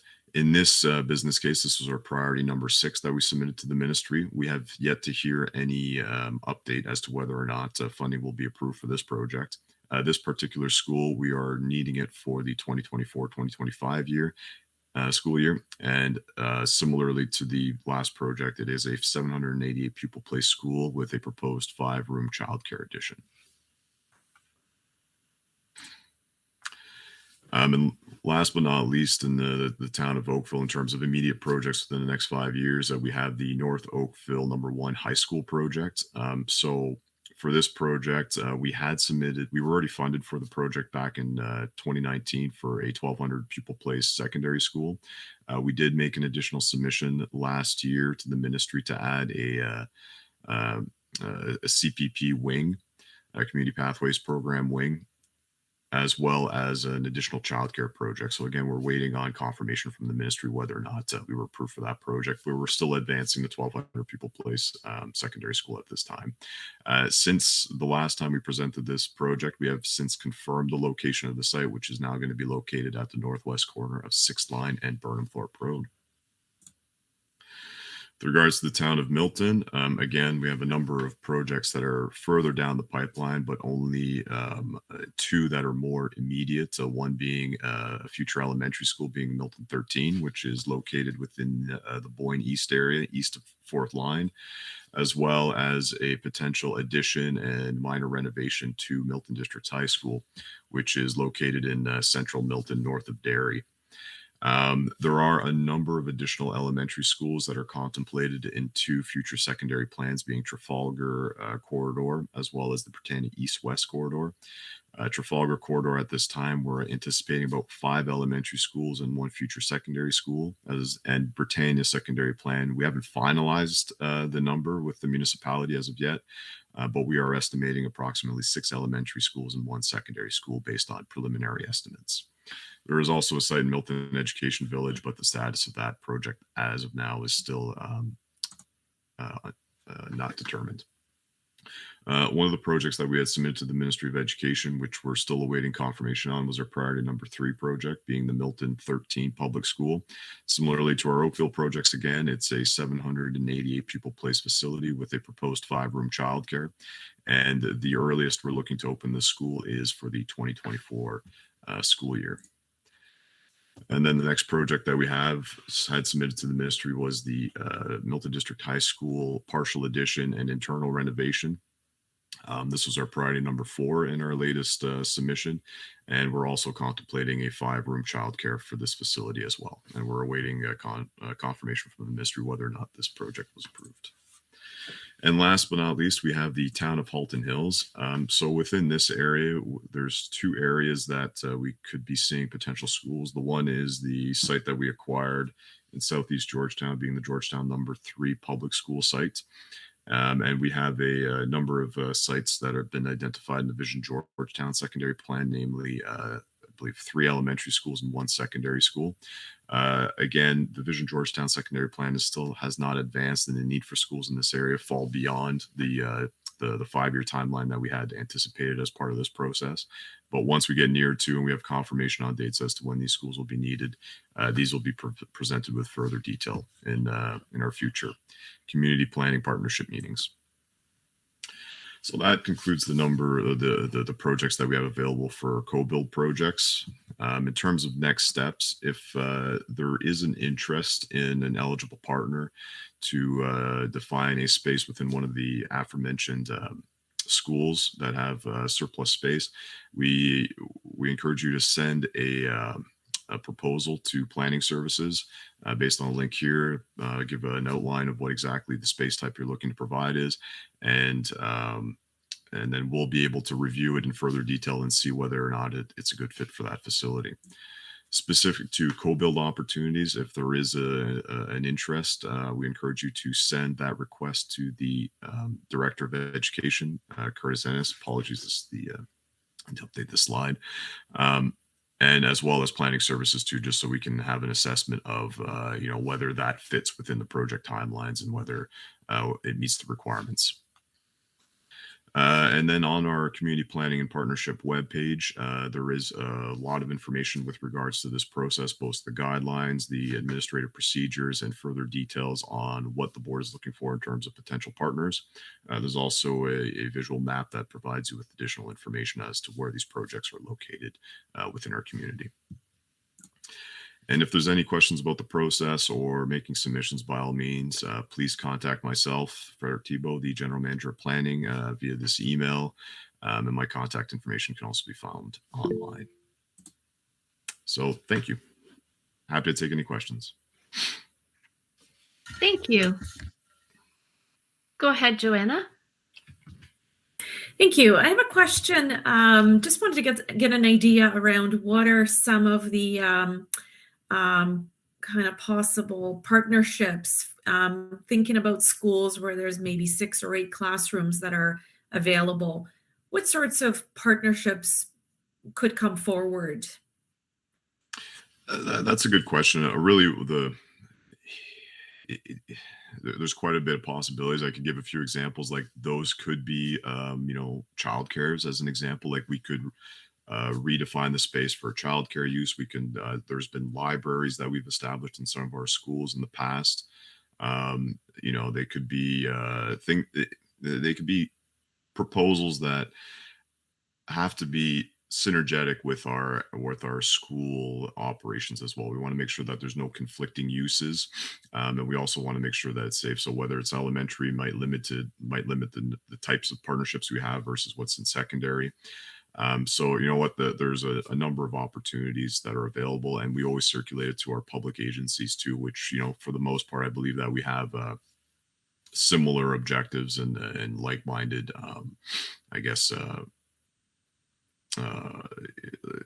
approaches in how we want to operate our space as public entities. And I have a follow-up. Sorry, totally escaped me. Oh, yes. So when we're saying that this space is available, I'm taking that we've looked at the long-term accommodation plan, and that we know that the space will be available for, X number of years. Is there kind of a sweet spot of a timeline that you're looking at, and that's going to be known to the people coming forward with a partnership idea? And then, how do you wrap that up? Oh, that's a great question. So when we're looking at as part of our criteria, what we want to ensure is that over at least a 5-year period, there will be, that space will be available. The last thing we would want to do, especially because some of these partnerships are high investments from our partners, and we are expecting them to advance that capital, because we're not able to pay for it ourselves, is that it's going to be a long-term partnership. So when we're looking at, we're having a look to, are we looking at future PARs, or are we looking at future growth or holding scenarios? We look at it all just to make sure that, if we're establishing somebody in this area, we're not having to relocate them or terminate our partnership within that. So that's why when we receive a proposal, again, we don't know what it is, so we're going to look at it from top to bottom again and make sure that what they're looking to do will meet our requirements and that there's no further risk. But everything that we present tonight, we make sure that there is longevity to it and there is stability to it as well.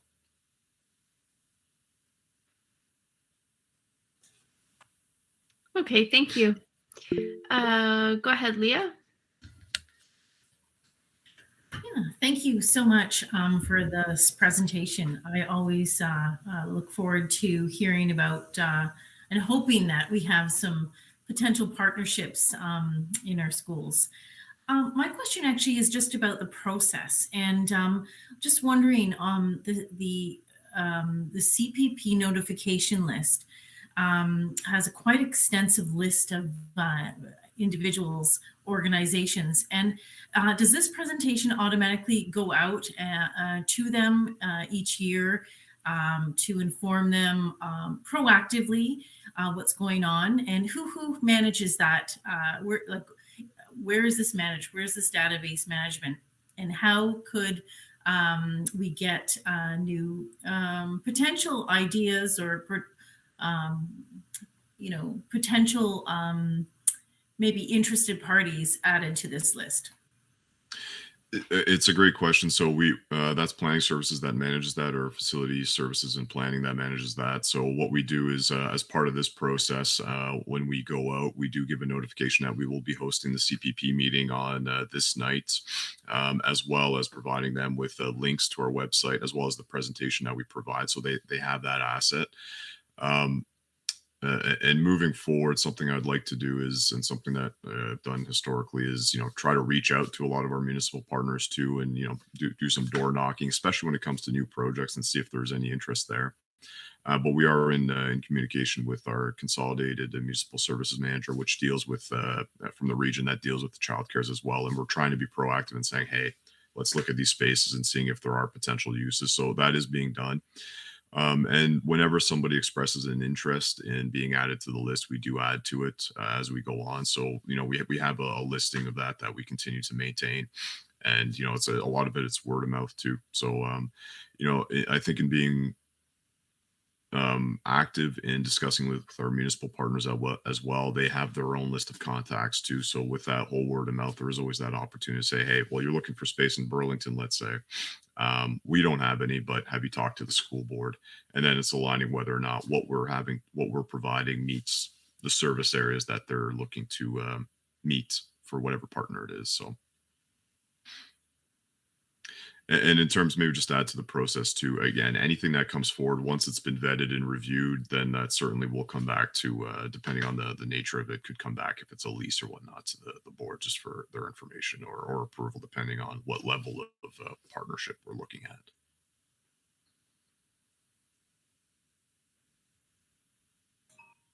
Okay, thank you. Seeing no other questions or comments at this point in time, we will bring that agenda item to a close and recognize that the materials will be posted for all to access. And if trustees have any community partner suggestions, I think that Fred and team are always trying to grow that list. So, okay, we will move to our next topic, which I was thinking we're a couple hours into this now. Would anybody like to take a 5-minute break? Okay, awesome. So let's come back at 7:55. So that's a 7-minute break. We'll see everybody real soon.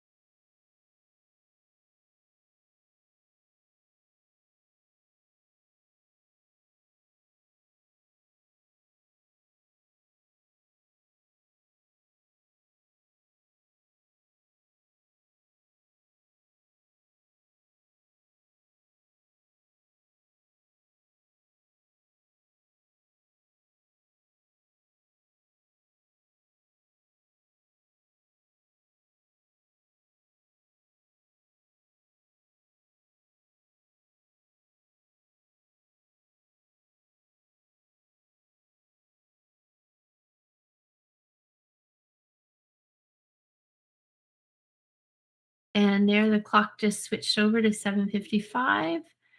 Just make sure we have quorum. And we do, so we will move then into the standing committee updates.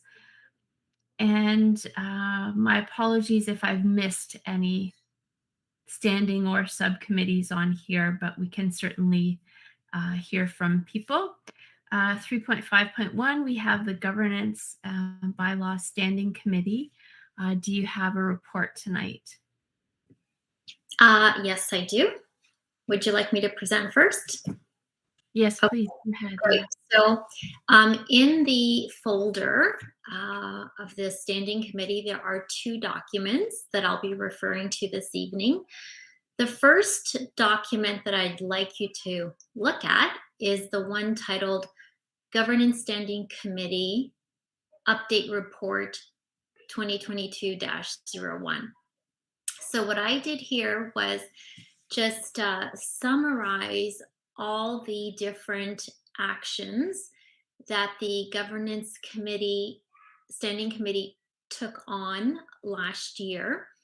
And I want to remind everyone that it was a committee that was established last year. It started off with myself, Amy, Margot, and Tracy. And then from that, there were a few subcommittees that were involved in executing some of the work of governance. So the report is in essence a summary of all of the different items that fell under governance. And what I wanted to do was just have a yearly report completed so that there's a record of what transpired.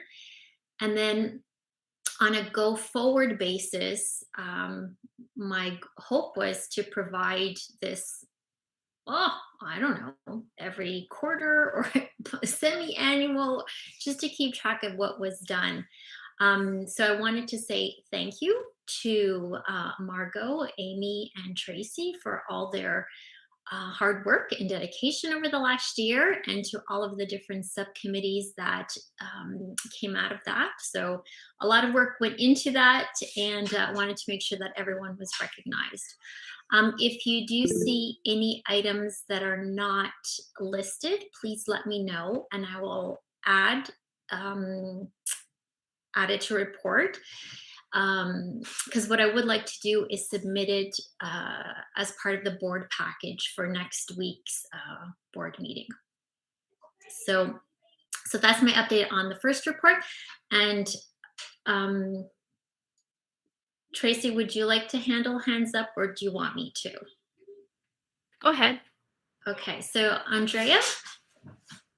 Yes, thank you. I actually really appreciate this report. Thank you so much for putting it together. And I was wondering if, and I think it's a great idea that it come at a regular time to update the committee of the whole about what is going on. And I was wondering if you would consider adding sort of that a time frame or a reporting period to your terms of reference for your committee. That's a great idea. I will take that under advisement to have a terms of reference, which we do have mention of that already. It's not in stone that it's quarterly or anything, but it does say that we will report back to the board. And I can't remember how many times, but it does say.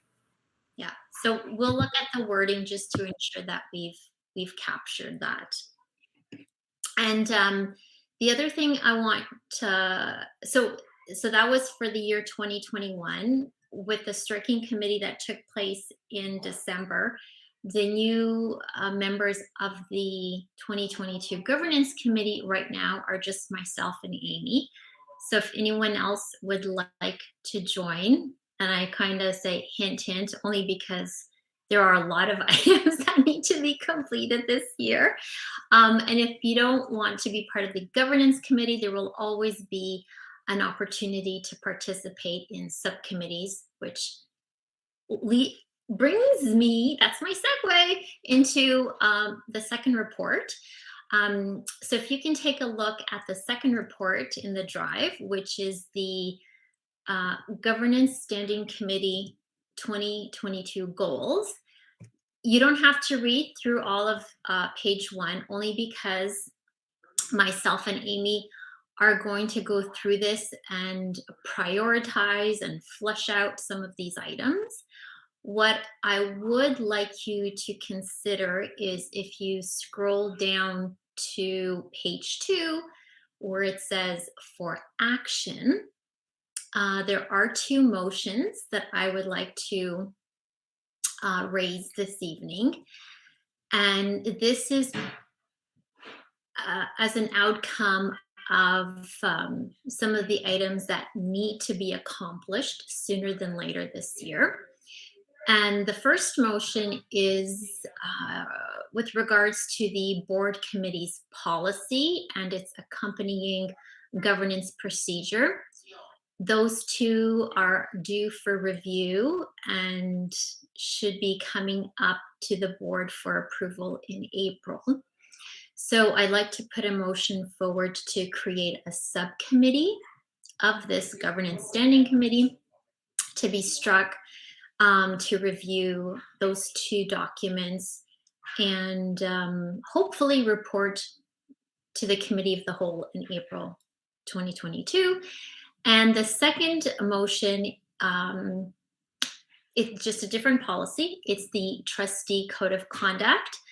And that one, there's no accompanying governance procedure, but part of that review will be to create a governance procedure from the trustee code of conduct.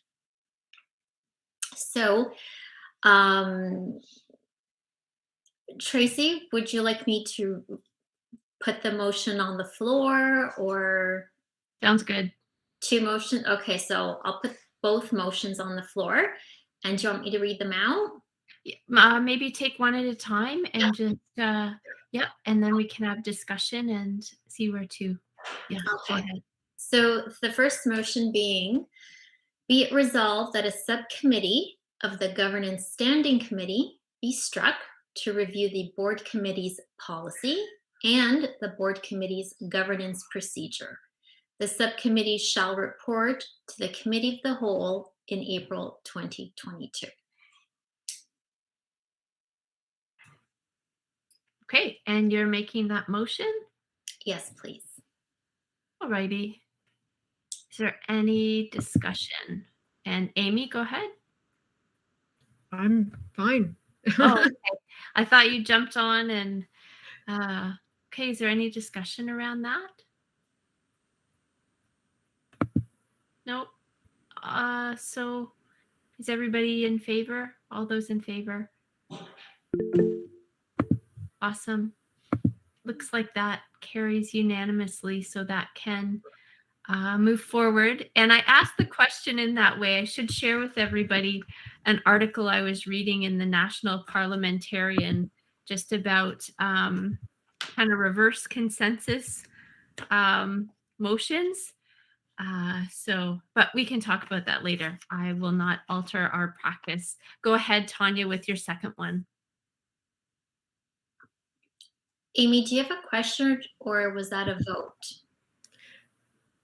That was a vote. I just want to make sure that these motions are also coming to board because this is a standing committee of the board. So I want to make sure they're coming to board as well.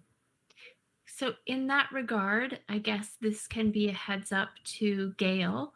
And then I'm assuming they would come in just a kind of a shell or a template report kind of thing. Yeah. I guess, yes, I will do that. Go ahead, Gail. Yes, if Tanya wants to put them together, I can give her the template and we can, or even if she just wants to put it in a Google Doc and I'll do the template formatting, that's fine. It can be included in next week's package, and not to put any pressure on you, Tanya, but if we can have it by tomorrow afternoon at 4:30. Sure, no problem. Okay, yeah, that's no problem. So can I at this time ask if anybody would like to give me a heads up that they're going to volunteer next week for the board committee policy subcommittee? And there's 2 of committee, so everyone has equal opportunity to be on these committees.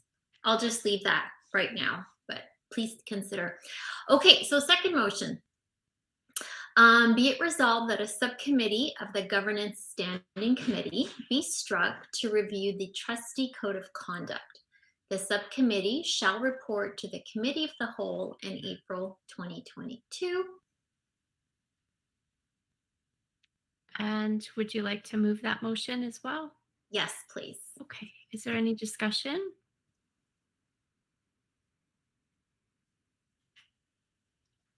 Okay. All those in favor, please show your hands somehow.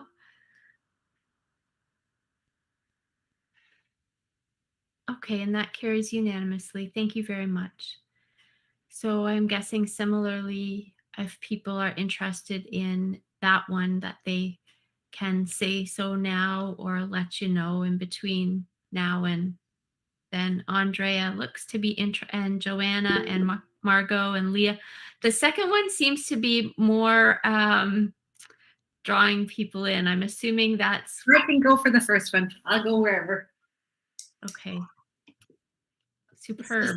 Seeing as how there are 2 committees, would you mind just sending me a quick email or a text to say which of the, you can either just say BC for the first one or TCC for the second one, and I'll know what it means. Thank you. Sounds good. And thanks everybody for sticking your hand up for that work. Okay. Does that conclude that one? Yes, thank you. Awesome. And thank you for forging some new paths there in terms of the reporting and certainly all of the work that went into all of those things that are represented. Now I know there is a topic around that's to come back around the naming piece, which does kind of tie into this. So I wonder if you want to, are people okay with dealing with that right now?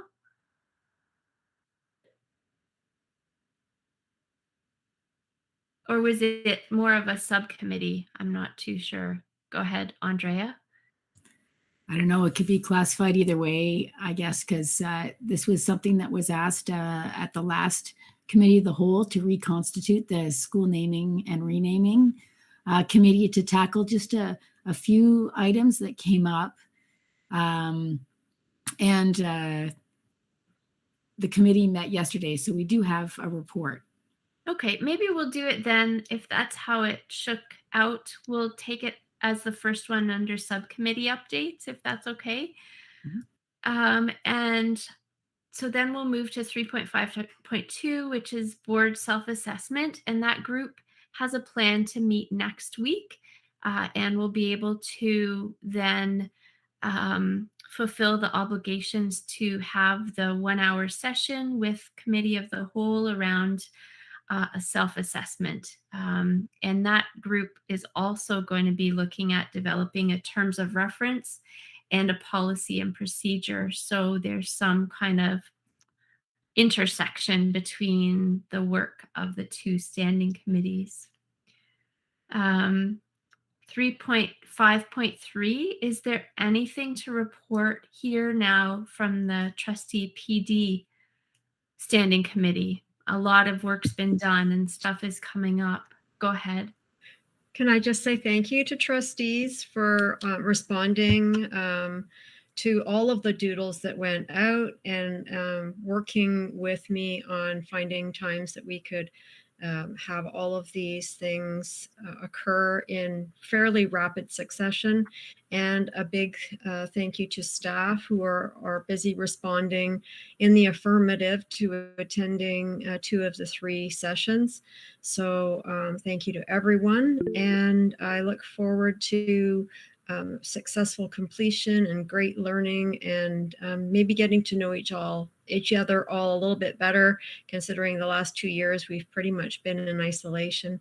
So I'm looking forward to it. Thanks. Thank you. Go ahead, Leah. Thank you. Just a question to Amy, please. I understood that our student trustees would be invited, and I don't know if I'm looking at an old invite, but I didn't see their names included. They're on all three. Oh, okay. So I guess I have old invites. It probably just hasn't updated on your screen, because when I add people, you probably don't see them. Oh, okay. Thank you. I just wanted to make sure, because they were very interested and excited to know about what days were chosen. They've already responded. Oh, good. Well, there you go. I love it. I'm so glad. Thank you for including them. Always. Okay. That is great. And I'm looking forward to that learning together. So we can move on then to, firstly, are there any other standing committees that are not in this list? It's kind of a new way of breaking things out. I was worried I was missing some, but I did look at the striking committee list. Okay, subcommittee updates. So why don't we go to the school naming and renaming subcommittee? Andrea.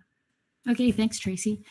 So there is some information in the subcommittee updates folder. There's a folder in there for school naming and renaming governance procedure updates. And so, as I said, the last month we what sparked this was that there was in the governance procedure, there is a mention of a semi-annual report, but it gives no details about what the details of the report should be. Also, it doesn't mention timing. And also, we had questions about how to respond to official naming requests, who should be making that response, and then what should that response be for those that have unsuccessful naming requests. So the governance procedure, the only parts that's changed is under section 6. So if you open the document, you'll see that's the only section that's listed, and the changes are listed in red. I tried to make this nice and easy, and I've even added bookmarks. So if you click on Appendix A, it'll pop down to Appendix A and then Appendix B, which is in the same document. So basically, we've changed 6 to the second A, which is if it is deemed that the request clearly does not meet the consideration criteria outlined, the board will be informed in camera as soon as possible. Persons making requests that are unsuccessful will receive a response from the chair, and that is outlined in Appendix A, just so it's nice and easy. And then I'll go to your question in a second, Leah. And then then we added another item, an annual report from the chair outlining the request to rename a school will be submitted to the board at the last regular meeting of the board in October. And the appendix is there as well, Appendix B. And to the committee, I switched the order just because the order appeared, we had ordered them in the opposite way, but it felt weird. So I just put Appendix A is the letter, and Appendix B is the report. And so Appendix B outlines what should be in the report. So it's not a guessing game as to how much detail and what should be included. So Leah, go right ahead. Okay, thank you to the committee who pulled this together so fast. I'm really appreciative of closing the loop on a couple of the things that were outstanding. And I really appreciate the appendix included in this because I think it's very clear the direction. And certainly we had that experience that this year or last school year with the requests that sort of we were getting in. But my question is two things. So I was really trying to understand how a public request would deem it to go directly into an in-camera discussion. That was my first question. My second question to the committee would be, in the report template, when we had, why we wouldn't be fully disclosing the requests that we had received, that it's just a number and does not document what the school requests were. And so that was, I would just like to understand the committee's rationale, please. Okay, for the in-camera, there's, I see a Trustee Collard or Amy has popped on. Okay, this was actually quite a discussion at the committee. And it centered around some of the requests may have legal considerations, and so and also may involve a certain amount of risk. And it's not to say that those items couldn't be pulled if it's deemed that there is no risk or anything like that, that they could be pulled into the public.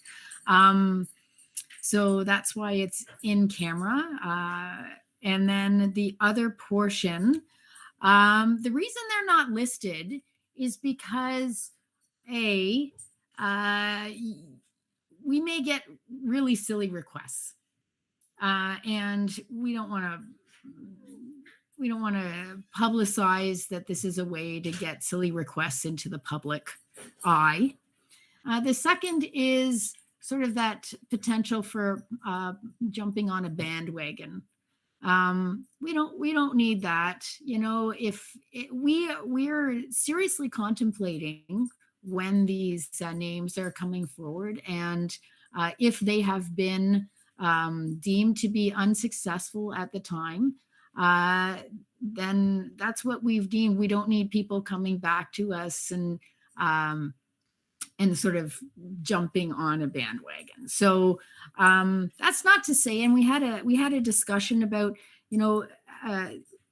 as new information comes forward in years to come, because we've denied it one year, it may meet the criteria in the future.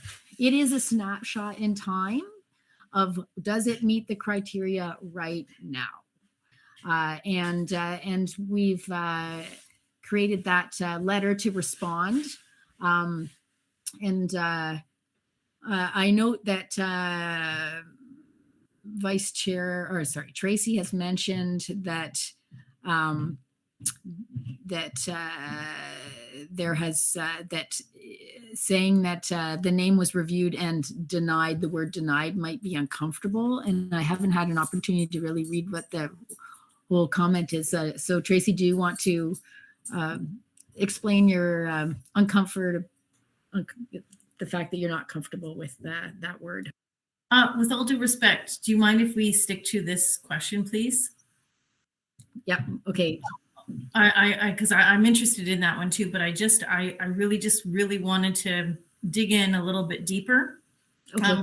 I'm completely satisfied. Thank you for the clarification on why it's not always appropriate to write down, why, for example, Mickey Mouse School shouldn't be named Mickey Mouse. Like, I can get that. So I'm totally satisfied that that's probably good practice. And as you said, there may be instances where requests come again because things have changed. As you said, a snapshot of time. At that moment, it wasn't appropriate, but something else might make us be in a situation where we want to review it. So I certainly appreciate that. And thank you to the committee. I think that was really well thought out. I just want to go back to the in-camera piece, and I'm struggling a little bit with this because from a transparent perspective, Well, I totally understand if there is any sort of legal implications to the actual request. I understand completely going into the private session, but I'm wondering if it makes sense to have sort of a qualifier, whether it meets that first, that it's why we're automatically going into the private session for what could be a public notification piece. Okay, and I'm going to see if Amy would like to. Did you want to speak to this, Amy? Yes, I would. Thanks. So the reason why we decided to start at private is because that way all the reports will start the same way. And if it's deemed that there is no reason for it to stay in private, then it can move to public. There is always the risk of a legal issue regarding a name. And so starting in private is just a prudent measure to ensure that we don't have conversations that should be in the private sphere in public. And if they need to be taken into public because there is no reason, then we can do that. And we have done that with other items in the past. Okay, so we will give oversight to these requests in private first. And okay, I can live with that. Okay. Tracy?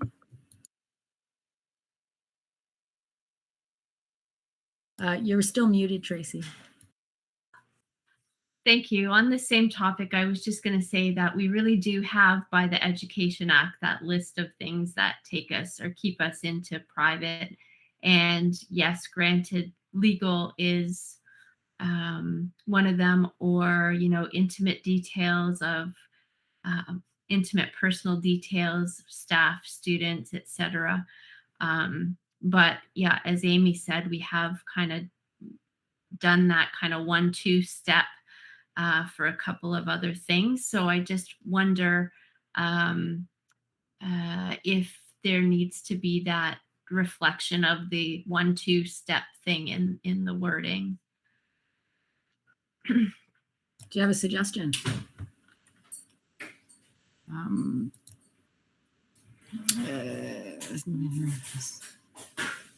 That would be handy if I did. It sure would be. Oh shoot, not on mute now. Is the intent to bring this at the coming meeting as well? I was hoping to, but it is certainly not not critical to get into the package that's getting ready tomorrow. So if you want to take some time to think about it, I see some nods around the table. So maybe we should bring this back to the next committee of the whole. As I said, there's nothing imperative to getting this done right now. I just wanted to get it off my plate. Joanna?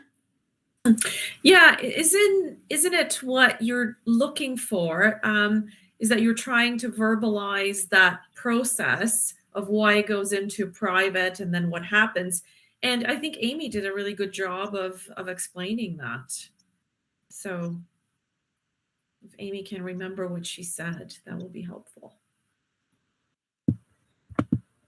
Did I say something? I thought you gave a great explanation of why it would start in private. Yeah, I was just joking. I was levity.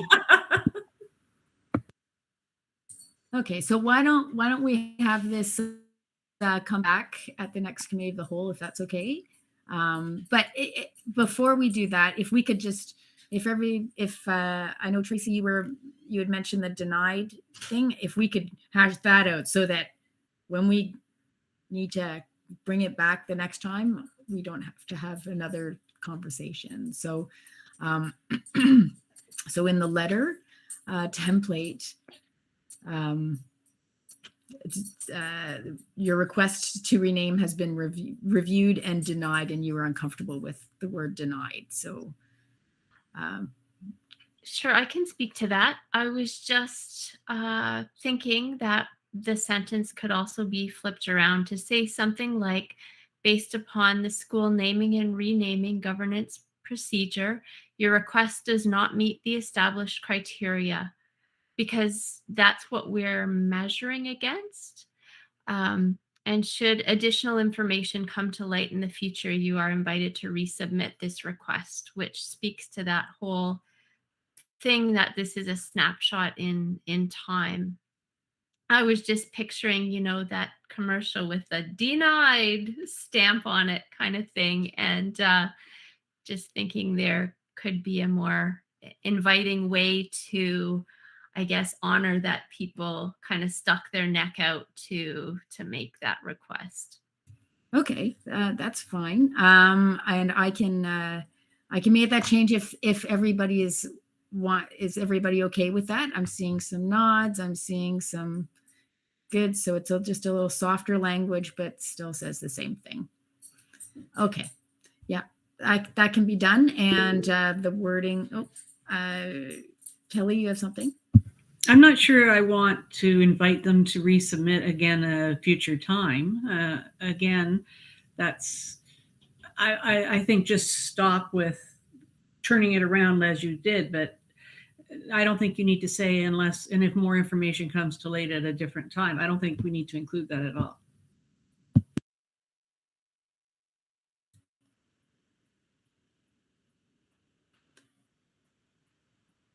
Yeah, I get what you're saying, actually, Kelly, that it doesn't need to be always a forever invitation to keep this topic live. I think that it's probably, especially as boards change, that feeling of closure, and then it can be reopened. Every time a submission comes in, then it's reopened, right? Yeah, it's I don't think we should be leaving it dangling so that people think, well, I just need to find more information. Or, I mean, I just feel that we're saying no, not based on the criteria. So if they want to submit again because they have different criteria at some point, then that's up to them. But I don't think we should be inviting them to do it. Okay, thoughts on that? Tracy, you okay with that? Mm-hmm. Yeah, Yeah. I'm okay with it. I mean, as long as is it in the procedure somewhere that about the resubmission part? It just shifts the onus, which is fine with me. Amy?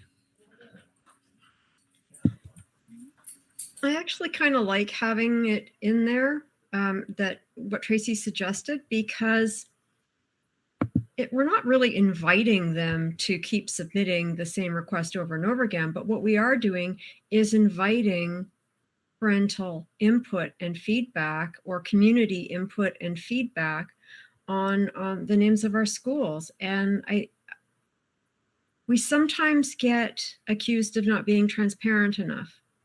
And people can resubmit an application to have a school renamed. There's perhaps what we need to have in the procedure, or perhaps that goes into the policy, is that, you can only submit the same name once per every 12 months or something like that. So that we're not getting a monthly request from the same person. If we limit it to once every 12 months, then we've put a buffer in place while still allowing for parental and community input and feedback on the names of our schools. I don't see it as a slight on the board when someone asks for the renaming of a school. What I see is an opportunity to engage. And I think if we think of it that way, and not that we should be, defending the name of a school, but rather engaging the public, I think that's a good thing.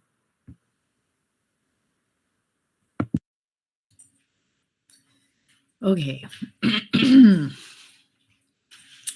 So we're kind of at a bit of a impasse here. Heather, go ahead. Thanks. I don't have a lot to say on this, but I tend to agree with Kelly on this. I don't know that we need to just keep inviting them. Like, they've submitted it. It's been denied or in a friendly, softer way. And if they're that adamant about it, they're going to resubmit anyway.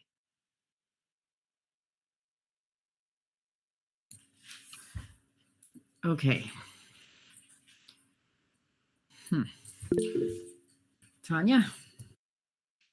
Just to make a suggestion, can maybe the suggestions that we heard today go back to the subcommittee and we can present some possible solutions at the next meeting for consideration instead of trying to hash this out tonight? Yep, we can definitely do that.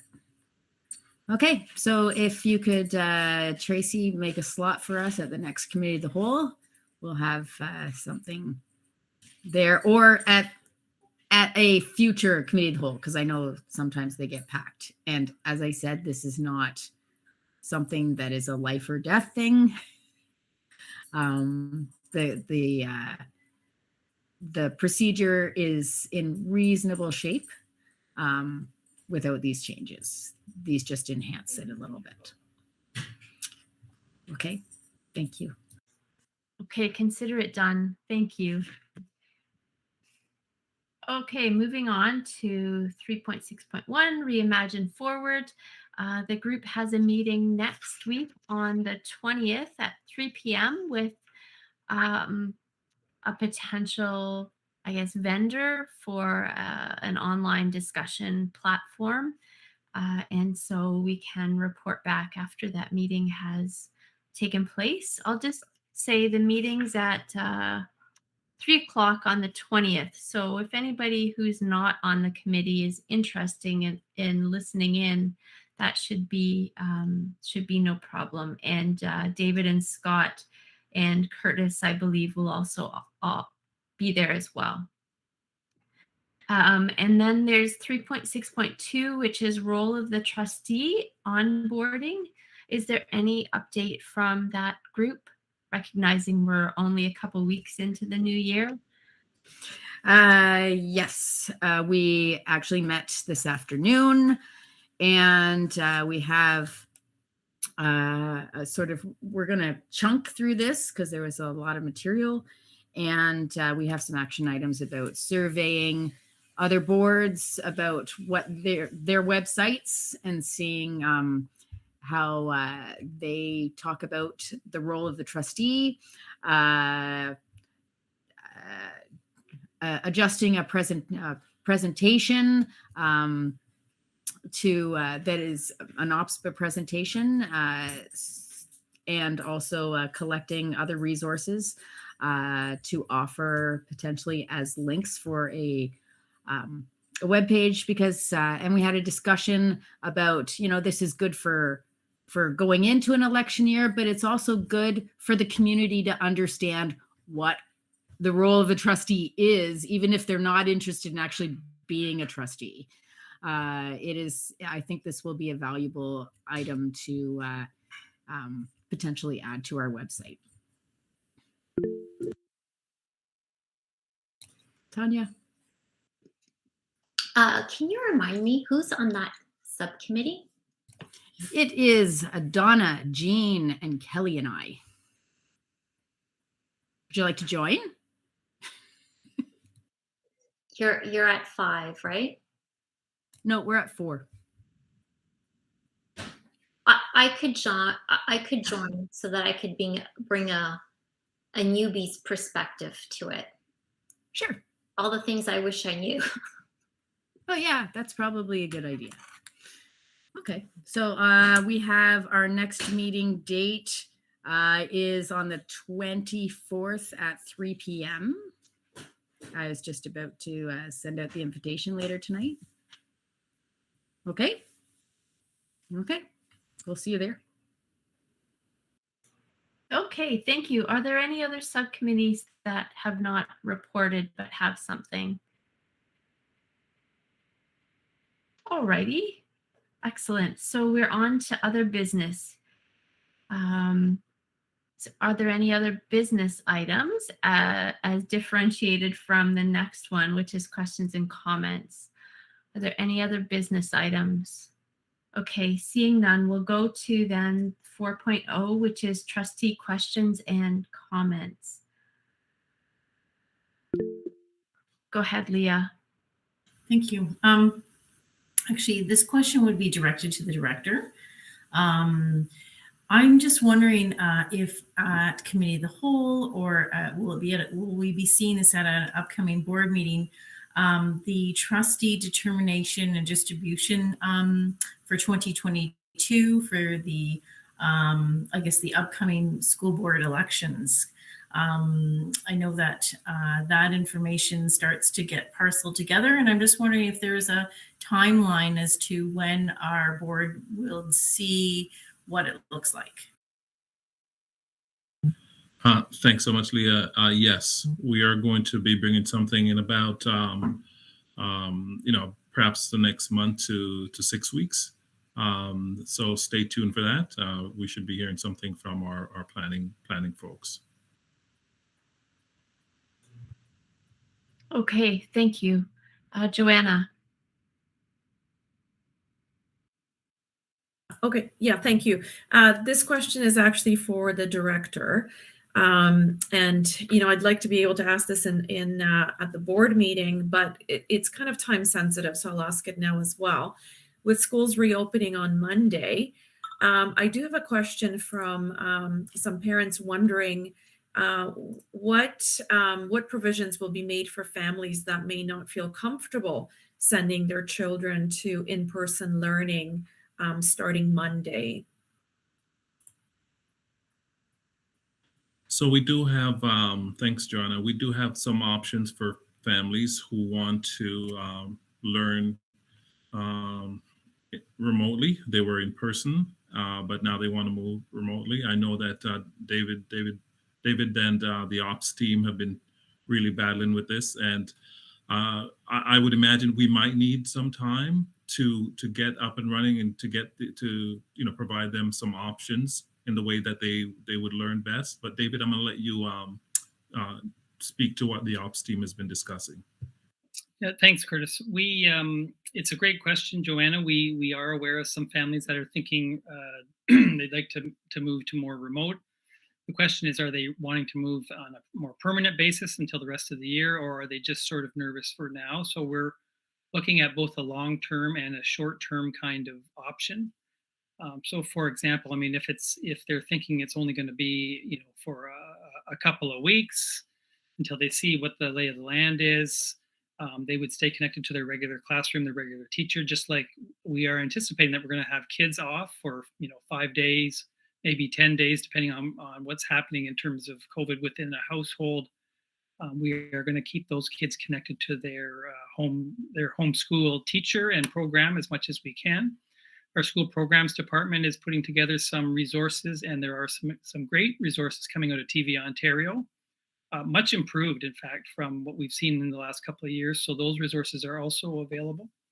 If a family's really made a decision that they want to go fully remote, we're looking at each of those situations on an individual case-by-case basis, and we're hoping that, because we have a number of families that want to come back in person as well, and so where kids move from remote to in person, it frees up some classroom space in our remote classes. So we think we can accommodate those requests on a case-by-case basis, but we will start to work through those as we get back next week. Some of it might take a few days to sort out, or even a week or so, but we think we will be able to make the appropriate accommodations for folks.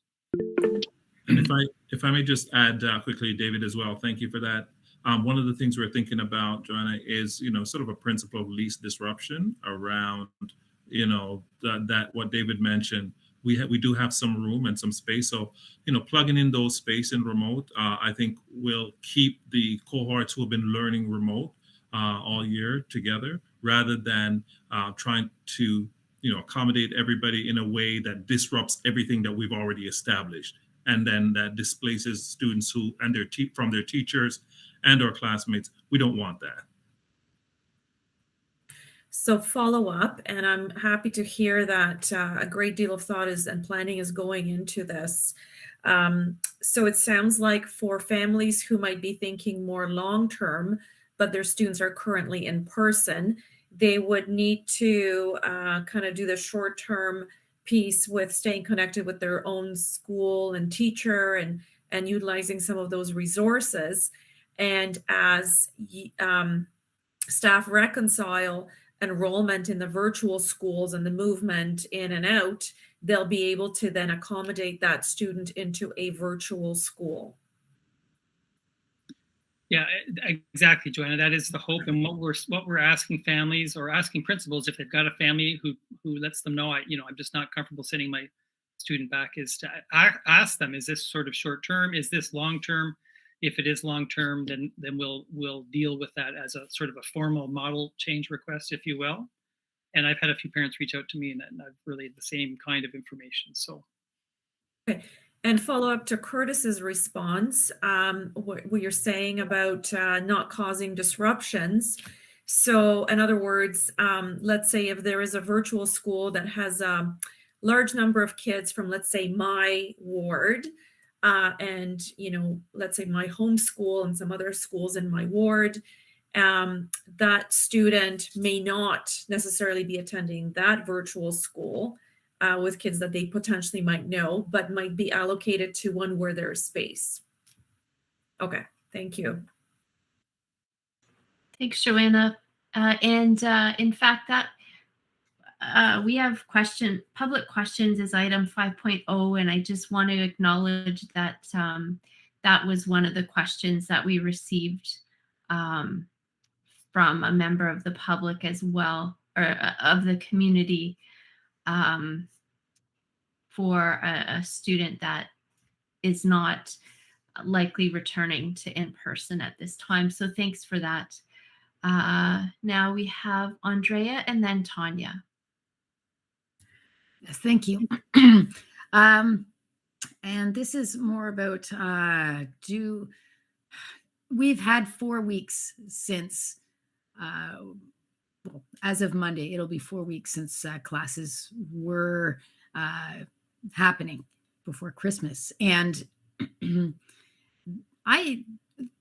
anecdotally, there seems to be a lot of Omicron or COVID that has happened already in our communities, even though it's not really tracked. It's not tracked at all. Would there be any kind of appetite to having an optional survey out there just to get an idea of what we may be looking at for having, people say, I've had COVID, therefore it's probably not likely I'm going to have it anytime again soon, though you can get different variants, to again, a sort of an anonymous survey or something in our schools, just so we can get a handle on our potential absence rate that may happen out there. And this could be like staff and students, because it feels right now like we're heading into this really weird black hole. We don't like we're kind of heading towards a we don't know how long our classrooms may be able to stay open. I understand from the minister that if there's a 30% rate of an absence rate, that stuff happens. I guess schools close potentially if a whole school has a 30% rate of absence. Yeah, so I'm wondering how is staff handling that unpredictability of what is coming up next week? I feel really badly for all the staff having to try and plan for this, and the families trying to plan too, because their kids may end up in a classroom that is quickly overwhelmed by COVID, because it is extremely contagious. knowing by personal experience. So, yeah, I don't know. I'll just quickly jump in, and then David will fill in some of the gaps. Andrea, I just want to say that our staff in HDSB are just some of the greatest. I mean, they have done incredible work in preparing our students, whether it's in person or pivot into remote and back again, and not in the uncertainty to which you speak. And certainly in my interactions with them, just the way that they have conducted themselves and gone about doing this is just incredible and to be applauded. So I know there are a number of options available to us in terms of, trying to keep schools open as much as possible. But I'll let David jump in, and I'll fill in if there's need be. Go ahead, David. Yeah, it's a great question, Andrea. I'm not sure the surveying would provide us the answer, because it would be a bit of a shot in the dark right now. I think we're looking at, is this what's worst case scenario versus, could this go smoothly? Perhaps, who knows? Some of the things that you're hearing about is the increased testing, the mask pieces, and all those health measures. But what we're really spending a lot of time working on right now is, how do we manage staff absence? Student absences, we think we've got a plan for that. We've pivoted back and forth from remote to in person and so on. But the staff absence piece could get to a critical point at some point in time. But I think we're gonna kind of have to wait and see how it rolls out. We are looking at adding additional staffing to each school in terms of, we're sort of calling them LTO floaters, if you will, based on school size. So some schools may have an additional 3 teachers at their disposal that will be there right from the get-go, starting on Monday, in fact. And so if they've got unfilled jobs, that we've got teachers to jump right in and fill in. And if the jobs are filled, we've got extra support teachers. Where we've been talking about and just haven't been able to get to it is around, things like early literacy, early reading, and other student success support. So that support will be well utilized. And in addition, we've also got a plan to look at all of our central staff. And, we're not heavy in terms of central staff, but we've got over one central staff person per school that we can allocate as well. So they're on standby at this point. And will be called in a pinch to cover as well. And then, principals are looking at what other strategies can we employ if we are short. They'll go to all heroic measures before we get to a point where we'll have to close the school down. But trustees, remember last year we had to close a couple of schools because we just couldn't function safely. We're hoping that we won't get there, and so we're going to roll this out. We're going to monitor on a daily basis to look at those staff absences, and if we have to adjust our plan on the fly, we may have to do that. But those are some of the things that are in place. No, I really appreciate that, and I do really appreciate the work that staff are doing, and I understand that official announcements didn't about the 17th didn't happen until today, even though it was all over the media yesterday morning and actually a little bit before then. So that's got to be frustrating because we work in the official world, right? So staff need to work to that, and it's sometimes hard for the community to understand that. But thank you, and thanks to all the staff for the hard work that they're doing. And I just wanted to add, thanks, Margot, for bringing that up at the call with the minister this afternoon. Because as you know, everyone else seems to know that schools are opening on Monday. And to Andrea's point, unless we get an official, directive from the ministry, it's just hearsay. And, because we don't know what they're going to say. And, but everybody else is saying that and seems pretty sure, except we don't know. So it puts us in a really, difficult position. But, thanks to staff who, sometimes we have to come up with more than one plan. And, just in case, and plan in mind with the possibility that this may be true. These are sometimes the kind of worlds that we exist in. Yeah. Thank you. And that frustration was certainly expressed by colleagues from across the province as well, which was really interesting to hear. Yeah. Tanya and then Joanna. I think my question is, again, piggybacking on what Andrea said and what David explained. So I'm trying to understand, are we in a position where we're going to have enough staff on Monday to open the schools, if in fact we open on Monday? And I say that with the thought, staff, well, everyone needs to quarantine for 5 days. So essentially we can have a ton of people testing positive over the next few days. We don't know what our numbers are going to look like. So do we know if we're in a position to be able to open in person on Monday? Knowing what our numbers are today versus what our numbers may be come Sunday evening. And I don't know if you're going to be able to give me an answer, but you know, what are we going to do?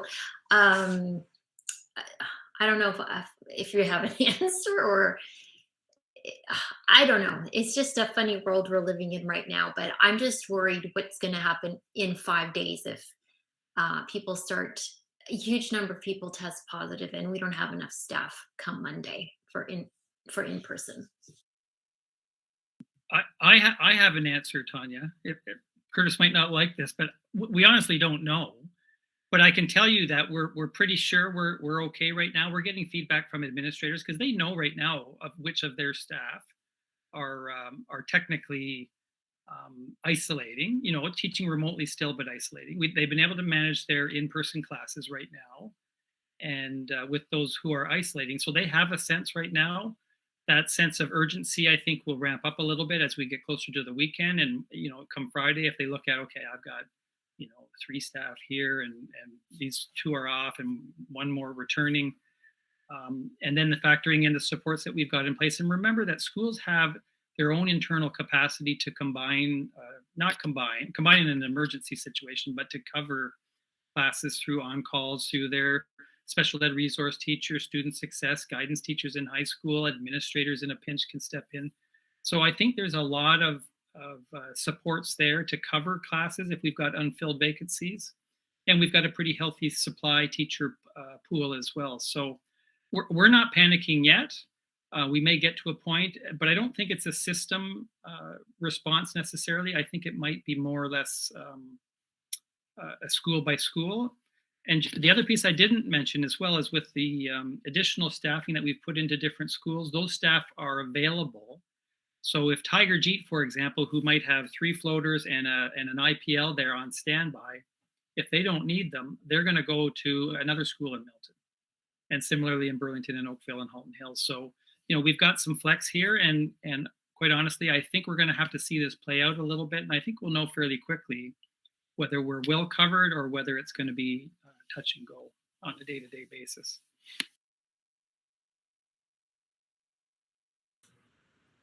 Okay, Joanna.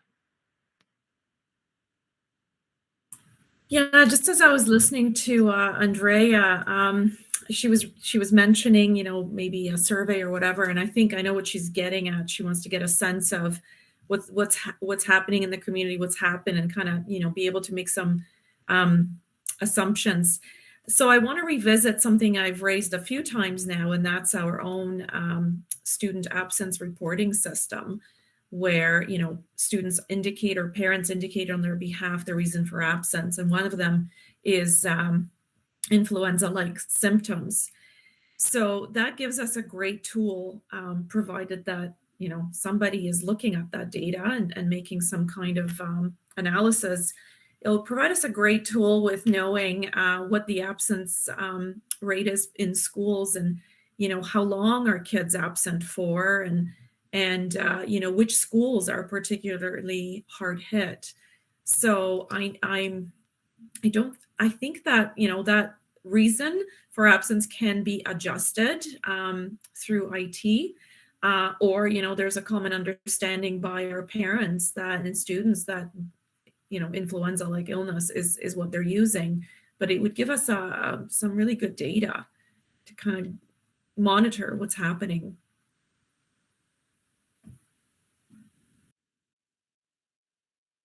I think that's something that we have to reflect on, Joanna, in terms of the data collection and how we have that data to support what you're talking about. So I think that's a reflection point for us. Go ahead, Margot.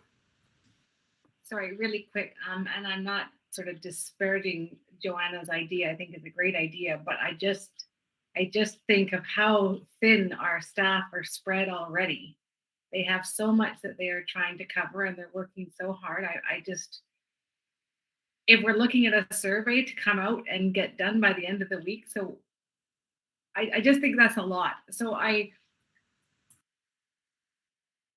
we don't know what's going to happen. Nobody knows what's going to happen. We're all in this, as I think it was Andrea, this black hole that we're going into, that we just don't know where things are going to come out. But I think we just have to, in as much as we can, trust that everybody wants the best for everybody out there. And the staff are doing their darndest, and the families are trying their hardest to do things. And I just think right now we just need to, and it's so hard, it's so hard to go into the unknown and not know what's going to happen. But I just think that might be where we are right now. I don't think it's comfort, but I don't know. I don't know. I always worry about what we're asking and the implications of the workload and the stress and the concern that it has on everybody who's already working so hard. So just a note for me of caution. Yeah, and just to clarify, and not to confuse two things, I'm not asking for a survey. I'm simply suggesting that we make use of our students' absence reporting system, which is already in place, which parents and students already are using. So it's just a matter on the end side, having a look at that data, whatever that looks like, and that piece I'm not familiar with.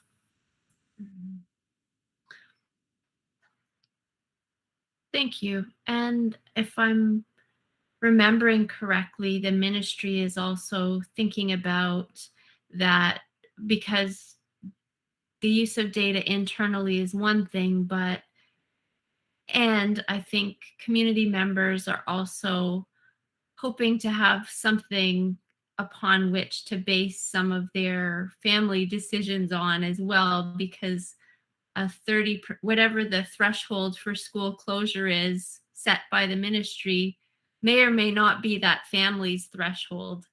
And so anyways, I understand that the ministry was also reflecting on kind of what that public reporting piece could look like as well, which will be of great interest, I would think. Okay, so there are no other questions from trustees at this moment. And so we'll go to the public questions. And so I do believe that we answered the one about emailing class materials to students, and that the family should be in touch with that teacher and the principal to see what arrangements can be made. And the second question is, it's not a policy question, but it is something that I believe has been asked before, and that is with respect to what's happening with the exams at the end of January 2022. I think Terry answered this at the last meeting, but David or Curtis, do you have kind of a short form just in case the person is watching?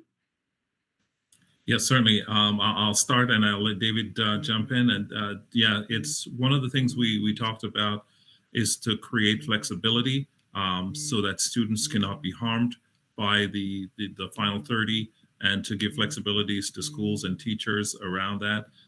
We know that students are experiencing a lot of stress, and so we didn't want to add to that at all.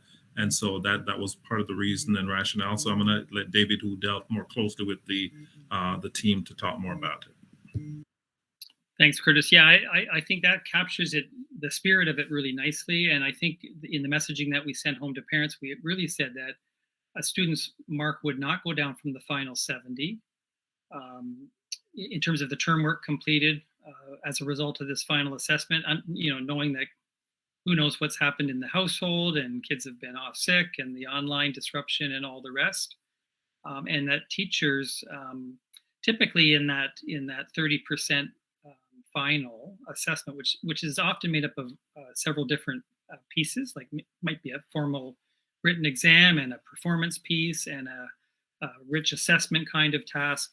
They even have the flexibility, and they always have this flexibility for unusual circumstances, and these are unusual, to adjust those weightings. And so, on more of a student by student basis, I would say they'll look at kids and use their professional judgment to make sure that we haven't disadvantaged anybody based on the circumstances.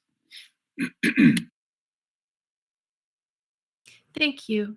And then what's the plan for things like congregate lunches under this new scenario? Are there any new kind of cohorting rules for, the elementaries would be in their classes, I'm assuming, for their lunches. I think the question is related to secondary.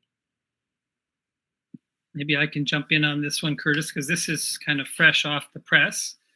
We spent a fair bit of time talking about this in secondary, and one solution, one simple solution one might think would be to just say, kids are going to stay in their period 2 class, eat their lunch, and remain there for 75 minutes.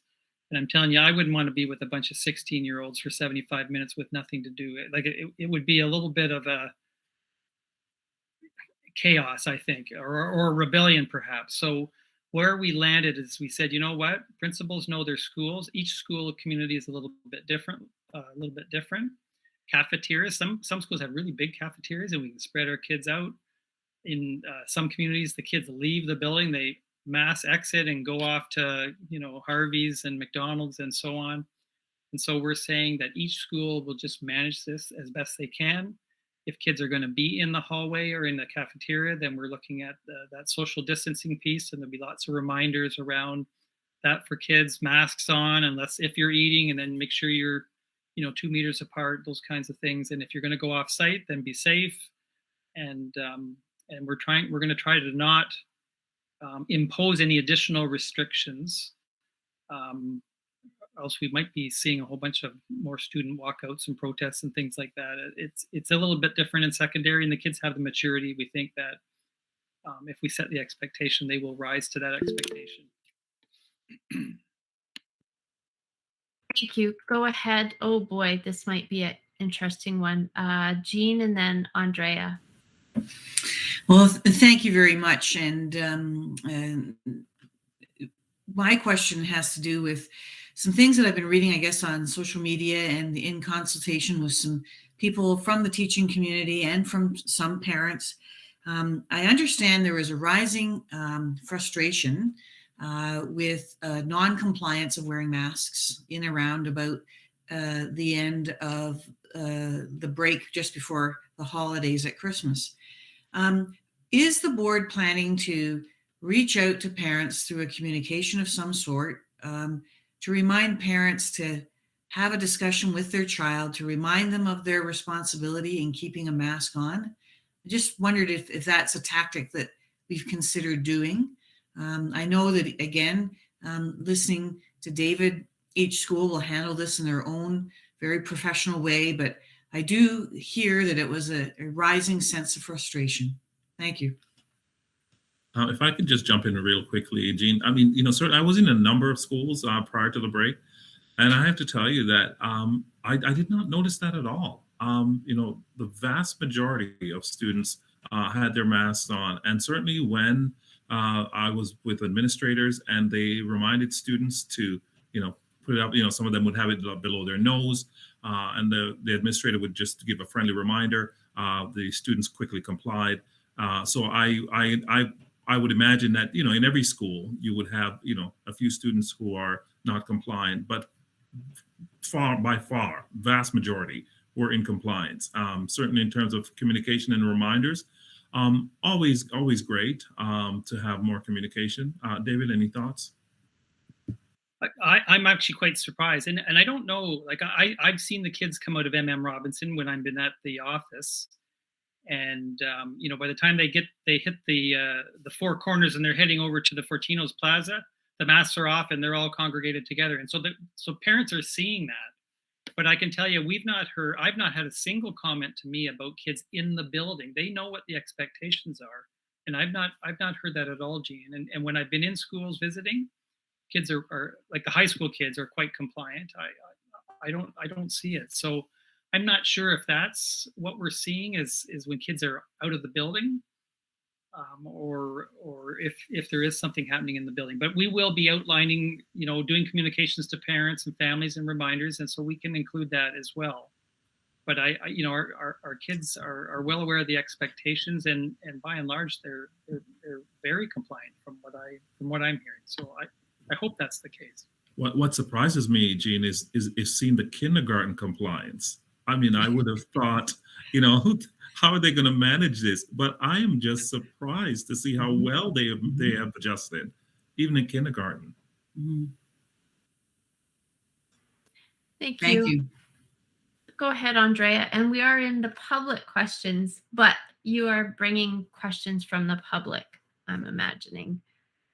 Well, I'm glad that for the lunch, that you've realized that locking students down in their second period class would probably result in a mutiny. I know many students, especially these days, and I expect going, especially since they've been remote for the past, it'll be 2 weeks,